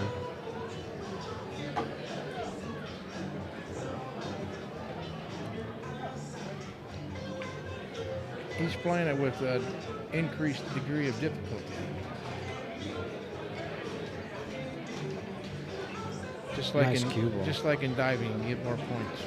Nice. You know what I like about that cue ball there is that he didn't have to take the 8 ball out. Avery didn't have to take the 8. Chris has to take it out. Yeah, make him do. Make him do your bad work. He's not going to. He's going to try to double him up. He could give up the 4 here. No, he doubled him up. Does the 4 go up? He's doubled him up successfully. One of the things about Weasel's game is that he played a lot of golf. Snooker golf? Yeah.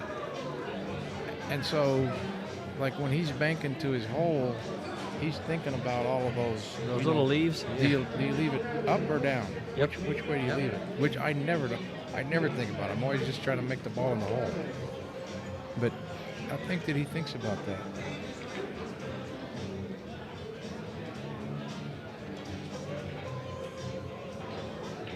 Well, he thought about this shot. I tell you, Avery shot about that real well, and he's got a shot on the 11. But will he take it? He's paid the price for taking this shot before. He's got 5 balls. This shot gets him out if he shoots it, to win. I think he's going to shoot the 13 and go into the 8. Well, I think he should go after the 8 here, because giving up the 8 could lose him the game. Making this ball doesn't have to win him the game, but it could. Should also take a look at the 14 too. Yeah, I was just looking at that too. See, that's what you didn't want to do. He's going to bank this. Is that the 4 ball on the left? Yeah. Yes. Yeah, sometimes you have those shots and you don't, you don't commit to it.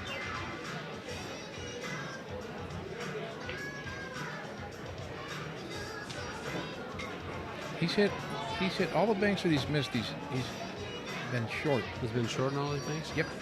Well, this table's shortened up with all the people in here, I'll tell you. Seems to have. Because remember, it was rolling a little bit long before? Yep. We were talking about it? Avery's a little bit short.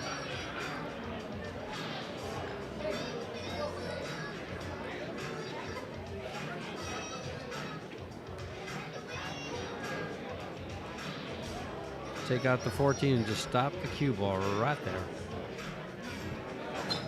Now he's going to go for this ball. Going up and down.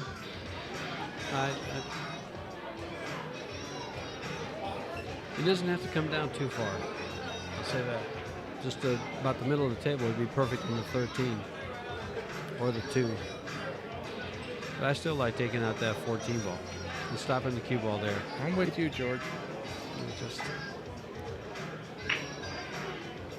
winning this game from Avery will put him back in a coma. Yep. Not that he was in one. I just, there you go. And this takeout on the 4 isn't all that easy. So he has to leave those there and deal with something else. Or is he going to show me up and say, yeah, it was easy?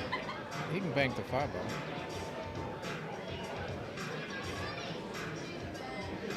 And I don't know whether you can I actually like banking the 5 here. Stay safe on the like 14 or whether you're going to drift forward. Well, what I don't like about banking the 5 is where the cue ball's going. It's going to go right at the pocket. Yeah, but I mean, you can draw the ball. It's pretty close to the rail. It changes. Put a little kill on it. Now let's see how he handles this. Mr. Ritton, your food is ready at the bar. He put a lot of kill on it, and overcut the ball. He's got a 13, but he's got to be careful with the scratch on the left here. Oh, he didn't go after it. Pissed on him a little bit. They're playing one pocket.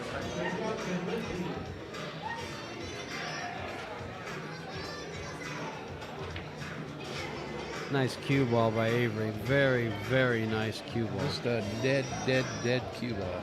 Too bad that the 13 came over. He might shoot the 13.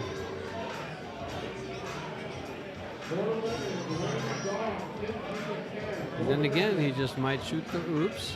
He wanted to make that ball that blocked the 2. Yeah, he definitely did. Yep.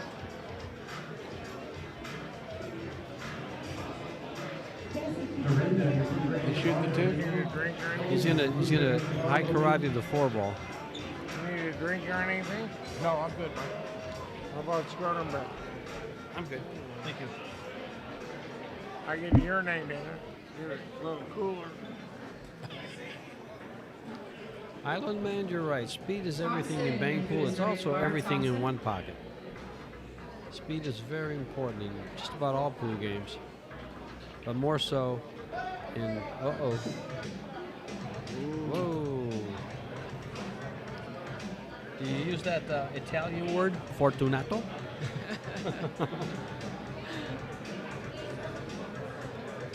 Oh, I like that. I just saw that, Mike. Your food is ready at the bar. TV up there. I just saw the TV up there showing the stream. Why is that? Why is it? It's casting and it's 2 games behind. It's on Wi-Fi and it got stalled for a while, and then it came back in. So Oh. our advances didn't make it work. Do you know Mark Griffin? Yeah. Who's just as far as Yeah. Mark, how you doing, man? So we're 5-4 on ball count. Got to be careful not to give up the 5 ball here. Uh-oh, got to be careful not to give up the 2 ball here. Wow. And it's going to be painful. You get on the 5 and get on the 12. How many times have you had that happen to you, George? Oh. So many. Logan, your food is ready at the bar.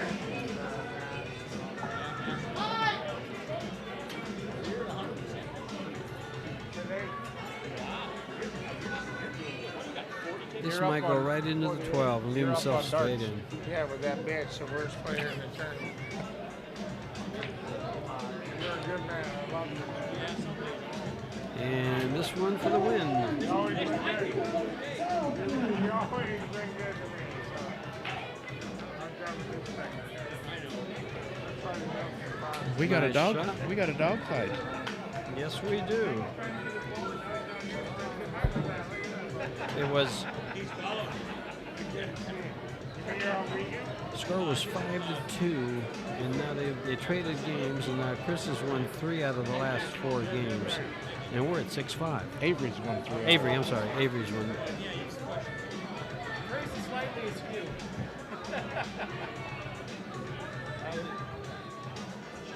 I'm gonna give you guys a look. Hey, Trace, check out the camera. Right there, buddy. This is us down here at the bottom of the table here calling the action for you guys. So just wanted to give you a quick look at us. So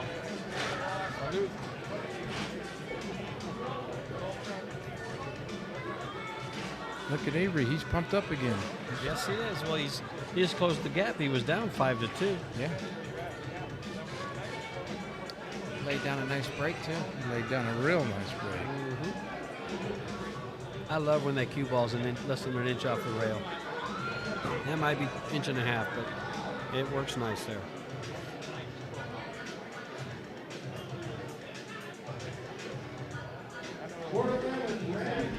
So you like ticky shots, right? Right, Huh? Trace? You like ticky shots? Yeah. How does that ticky off the 5 look? Can you stay underneath the 6 if you shoot it? You know, actually, I think the more you're up like that, the better the ball stays on the rail. So I think it is possible. Yeah. But I wouldn't shoot that right. I might shoot that, try it out tomorrow at the lab. But Well, yeah, I would give it a try. But Yeah. what I'm just saying is I just happen to look over and it just, some shots just come to your mind and you see them and you sit there, that could work. yeah. Of course, for 10,000, you don't want to try stuff that could work. You want to do stuff that does work. Yeah. I think he'll just shoot the 9 into the 11 and stick it And on stay the pole. stay on the stack.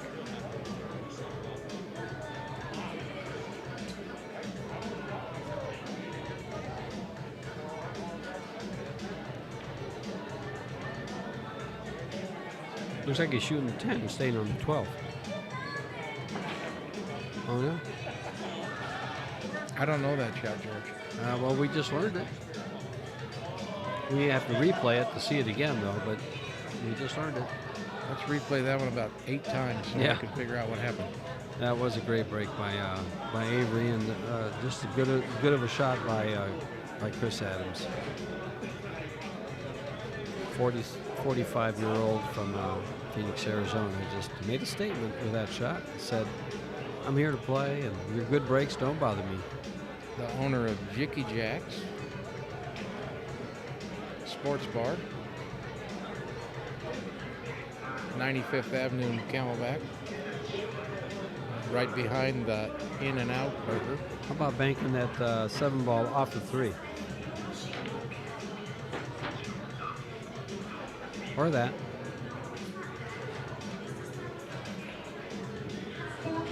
I thought he was going to try to get his cue ball up on it between the 14 and 13. Really stick him in there. Give him that that Thanksgiving shot. That Thanksgiving shot. Plenty of stuffing. Trace has got him today.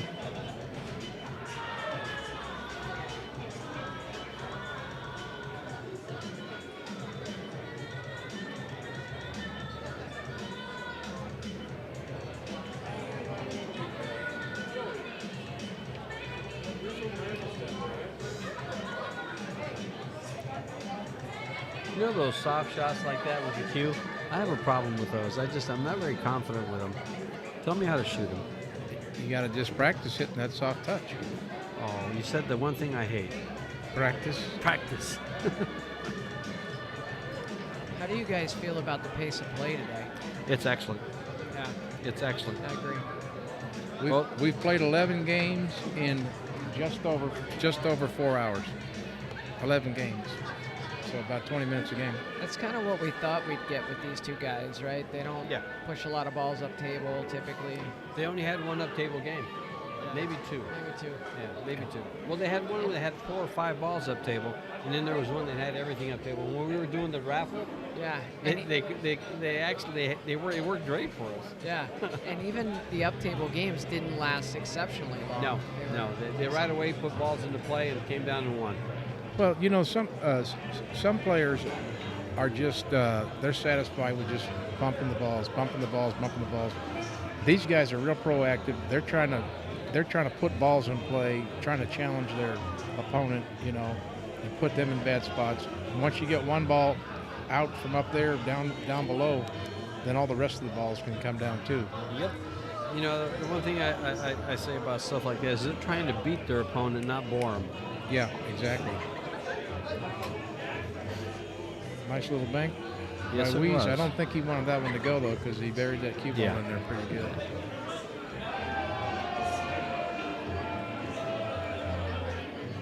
Good speed. Did he give it the 3? I don't know if he can take it. Yeah, I don't know that he has anything else.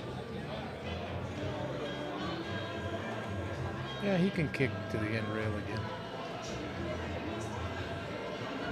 Joe Bradley says he'll be here in 10 days, Trace. Get ready. Oh, okay.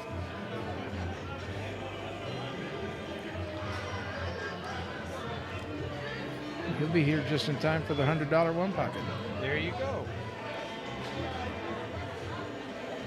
He's taking it on. Yes, I don't think he had much of a choice. Oh, he got away. What about that 13 ball? Double at 11. Double point position. Well, you know what they say, if you're going to play with the points to the side pocket, play with both of them. Little play on words.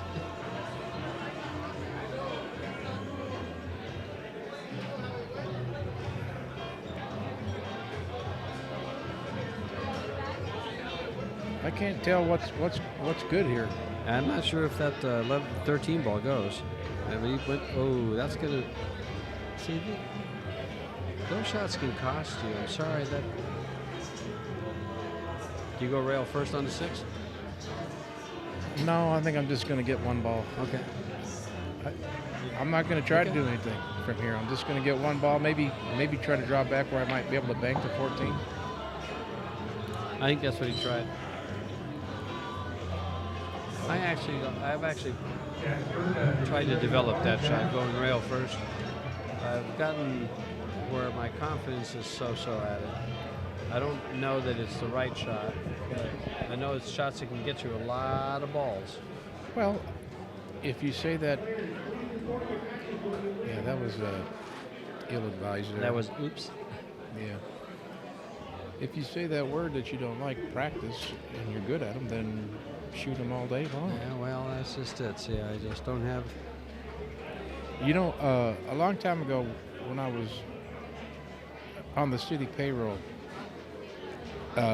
we used to go play tennis every day, and we had this one guy who was a real good tennis player, and he used to play in regional events. You know, he was like 45 years old, but he was out there playing real good. And one of the things that he said that just stuck with me, and it was about tennis, but it's about everything. He goes, "I will attempt no shot that I don't own." Playing tennis, you know. Yep. I will attempt no shot that I don't know.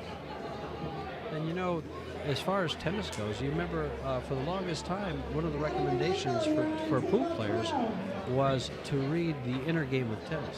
Yeah, I read that about 3 Yeah. times. Zen in the art of archery. Mm-hmm. Pleasures of small motion.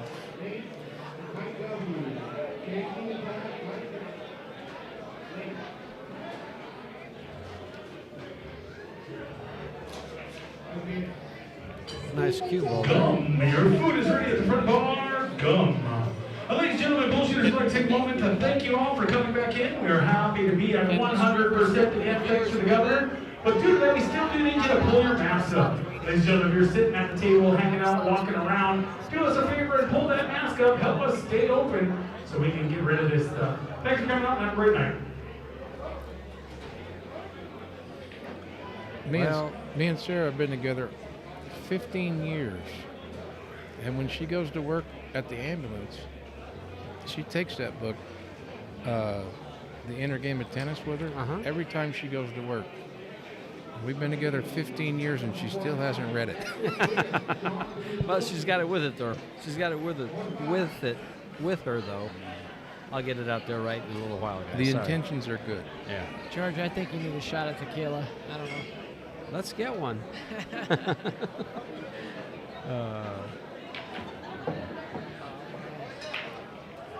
Well, that didn't quite work out. He was trying to send that 9-ball away from that pocket. Instead, it sat up and said, "Spank me, baby." Up, he got a little wild there. Yes, that speed just has left his arsenal. He had such good speed early on. He's froze on the rail.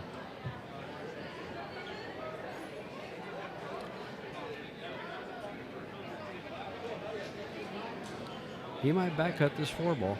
Yeah. Yep. And he might end up with a bank on the 13.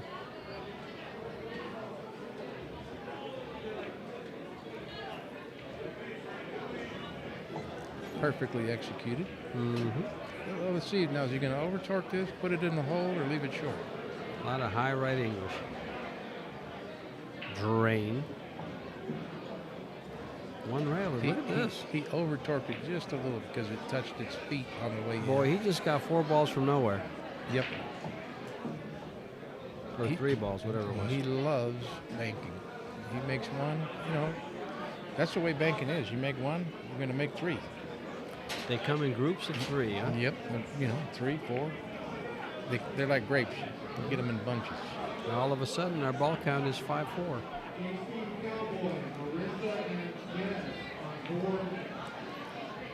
And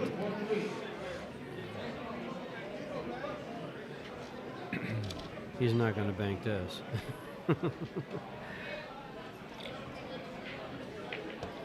See, I like the way he removes both balls instead of just one.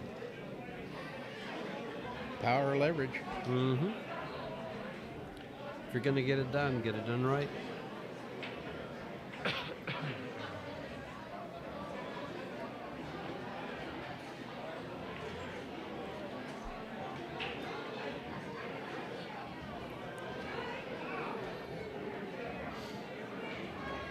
Is there a side pocket scratch in his future?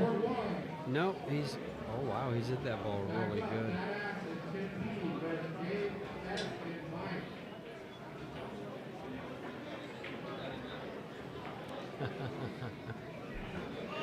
That's awesome.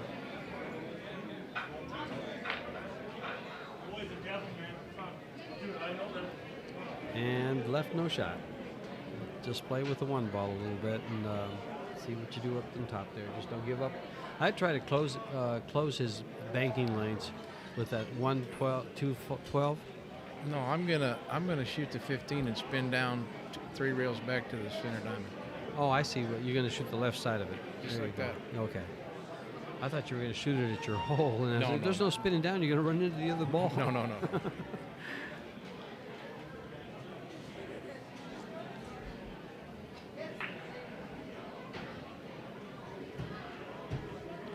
No surf topics. There's no Grady Matthews rule where you speed up the game with number of balls. We haven't had a problem with time, and time has not been an issue with these two guys. Trace just pointed out we've played 11 games in 4 hours. You said Just over 4 hours. yeah, just over. That's quite a bit of one pocket. These guys, their time between shots, everything is just moving along really, really well. If one pocket was played like this all the time by all players, people wouldn't get bored with the game. You know, these guys are intentional. They're trying to win. They're not taking a shot because all I could do was contain them. No, they're creating shots to win. Yeah, they're not trying not to lose. Exactly. Or waiting around to, I'm going to bore this guy so bad he'll make a mistake. He'll get desperate.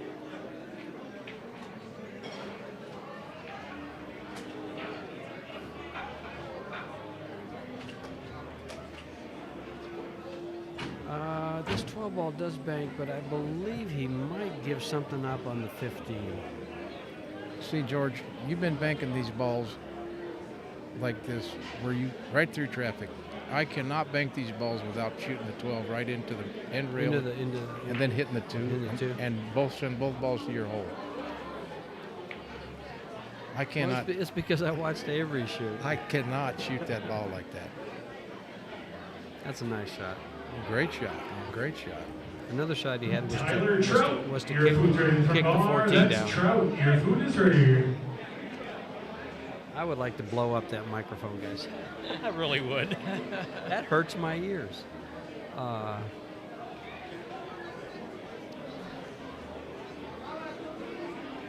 Do you like this bank on the 14?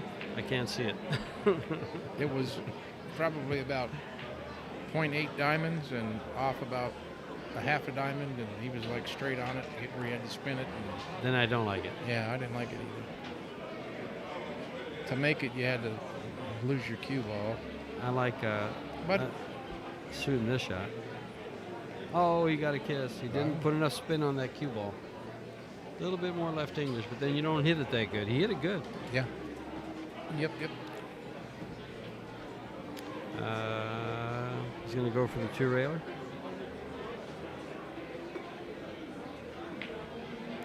I think he's hit it too. I like banking that 12 better than I like that 2-railer on the 14. To tell you the truth, I did too. But he gives up. He gives up the 14. He couldn't go into it with the cue ball? I'm not sure. I glanced at it. And, I thought the 12 ball was a shot, but then I saw the 14 there, and I said, "Oh, maybe not." Now here's a shot that plays kind of funny because he's got to turn it a little bit, and he's close to it. And Well, it acted real funny. Went right in the hole. yeah, but I mean, when you're that close and you're turning the ball, you don't know what's going to happen with it. He's going to like this shot. If this is going to get up against the 1 ball, he's going to like this a lot. Look at this shot. Parks the 14 in front of the hole. He has 2 balls to win the game in play, and he hides his opponent.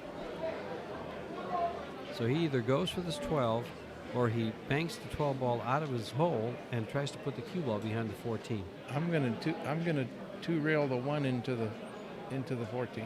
Okay. I might consider 1 rail. I mean, firing the 1 ball straight in and going 2 rails for the 12.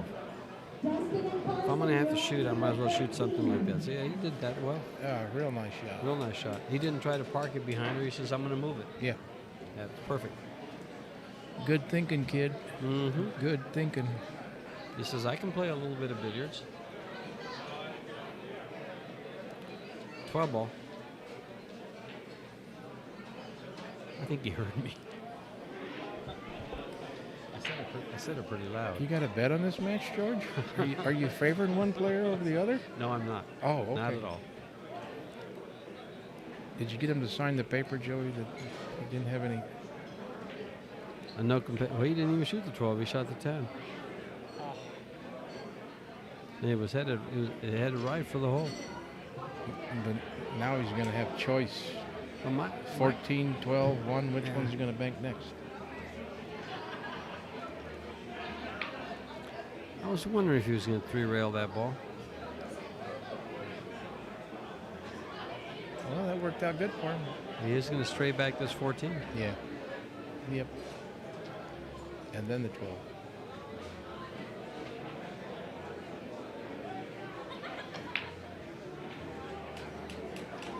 Well, he didn't stick around for the 12, so I guess he wants to move to 10.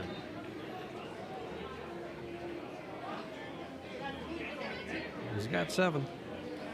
He's on the hill to get to the hill for day one. He's a great one pocket banker, but he's a terrible bank pool banker. Is he really? Oh my God, he don't know how to play.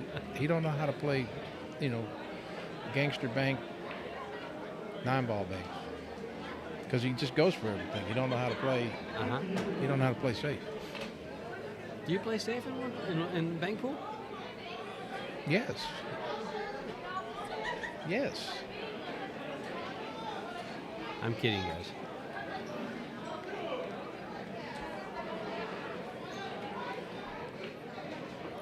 You should have seen a match several years ago there at the Derby when the Freezer played John Brumback in the bank pool. It was on the TV table, and man, Freezer worked so hard to never. I mean, that Brumback in bank. What a shot! Look at this. I was thinking that he might kick that ball, but I thought it was too far out.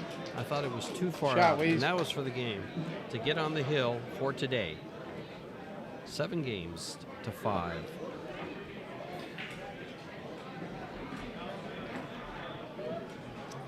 Guys, I want to give a quick shout out to our sponsors.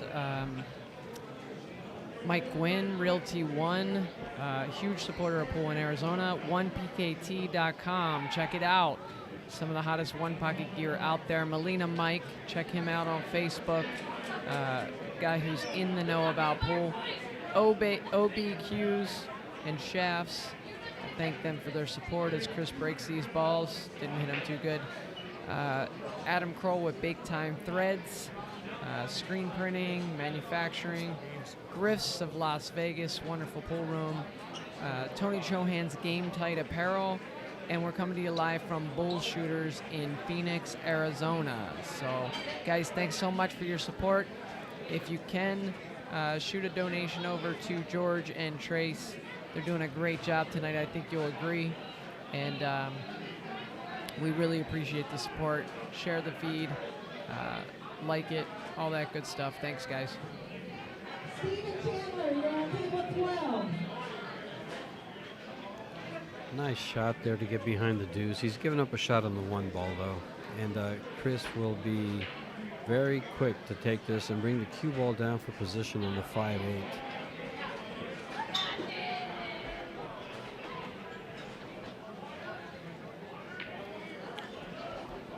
Oh, wait, I had the holes confused. Oops. Cardinal sin of one pocket. Exactly. commentating. Know what your hole is and know the score. I confused I thought Chris was on the left side there, and I thought he was lined up perfect for the 1 ball. I apologize.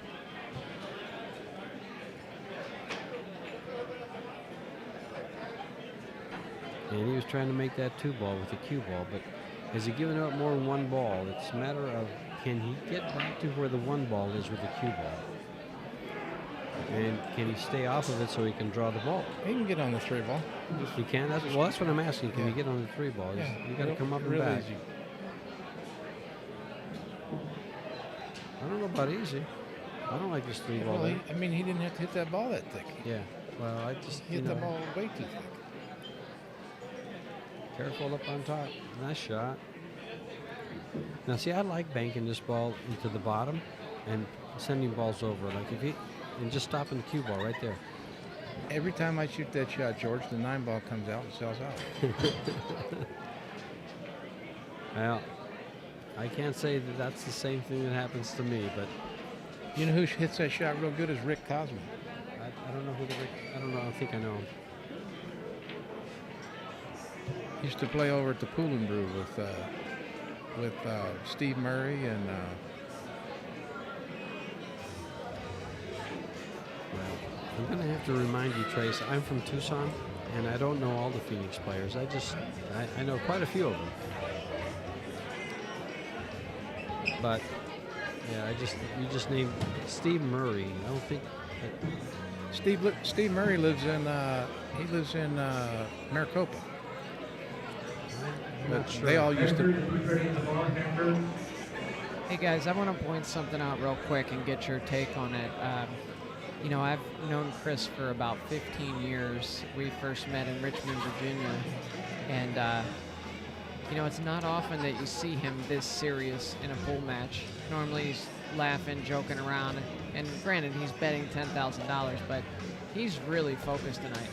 Well, you know how we talk to players prior to doing commentary on them. When I was here for the seniors 9-ball tournament, Chris came down to practice on the table, and I talked to him, and he says, "You know, George, I've lost to Avery 6 or 7 times now." He says, and I've been playing him off the wall. I've been playing him with, like, I don't play at all, and I come out and I play him, and he says, I'm going to work. I'm going to do my due diligence, and I'm going to work hard for this match, because he says, I want it. And he's showing it. Yeah. But he was dead serious about the whole thing, and his attitude when he was practicing earlier, you know, he was dead serious about the whole thing, even in practice. Yeah, so that great observation. Great observation.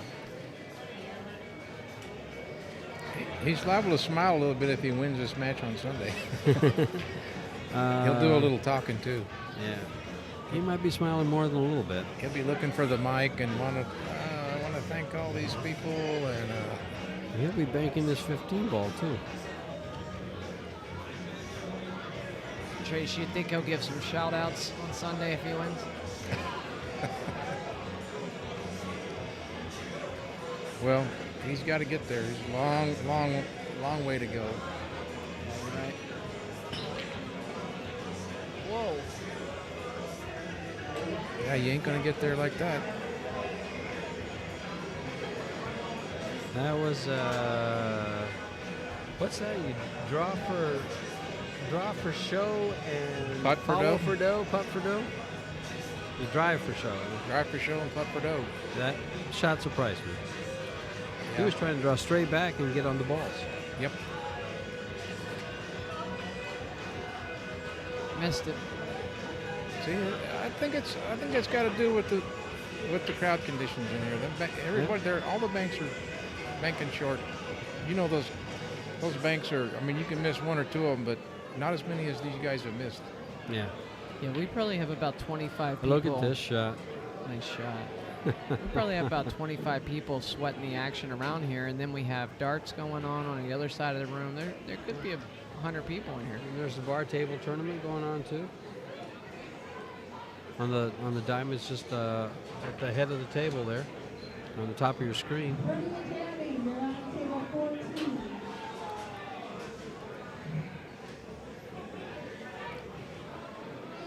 Balls are looking real good for Chris, really. Yeah, he's got 3 of them already. I think he can turn this 5-ball. Go into the 10. I think the 9-ball helps him do that. Exactly right.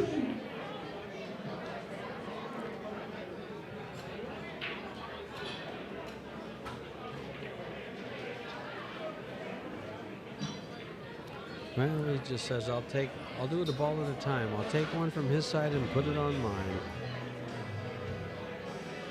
Nothing wrong with that. Nope. Actually, this 5-ball banks with the cue ball drawn.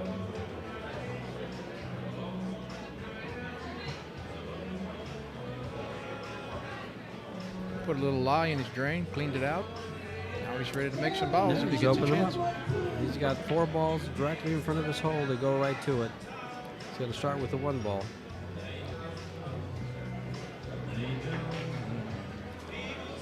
There's that side pocket. Oh, that's sick. That's sick. You know what that reminded me of, Trace? Mitch Ellerman and Warren Kiamko are the U.S. Open 1-pocket championships. And Mitch leaves the cue ball in front of Warren's hole, which would be the left-hand corner pocket on your screen. And there's a ball on the spot. Warren just is banking the ball off the spot to the upper left-hand corner, you know, going to the side pocket. It hits the corner of the side pocket and goes in his hole.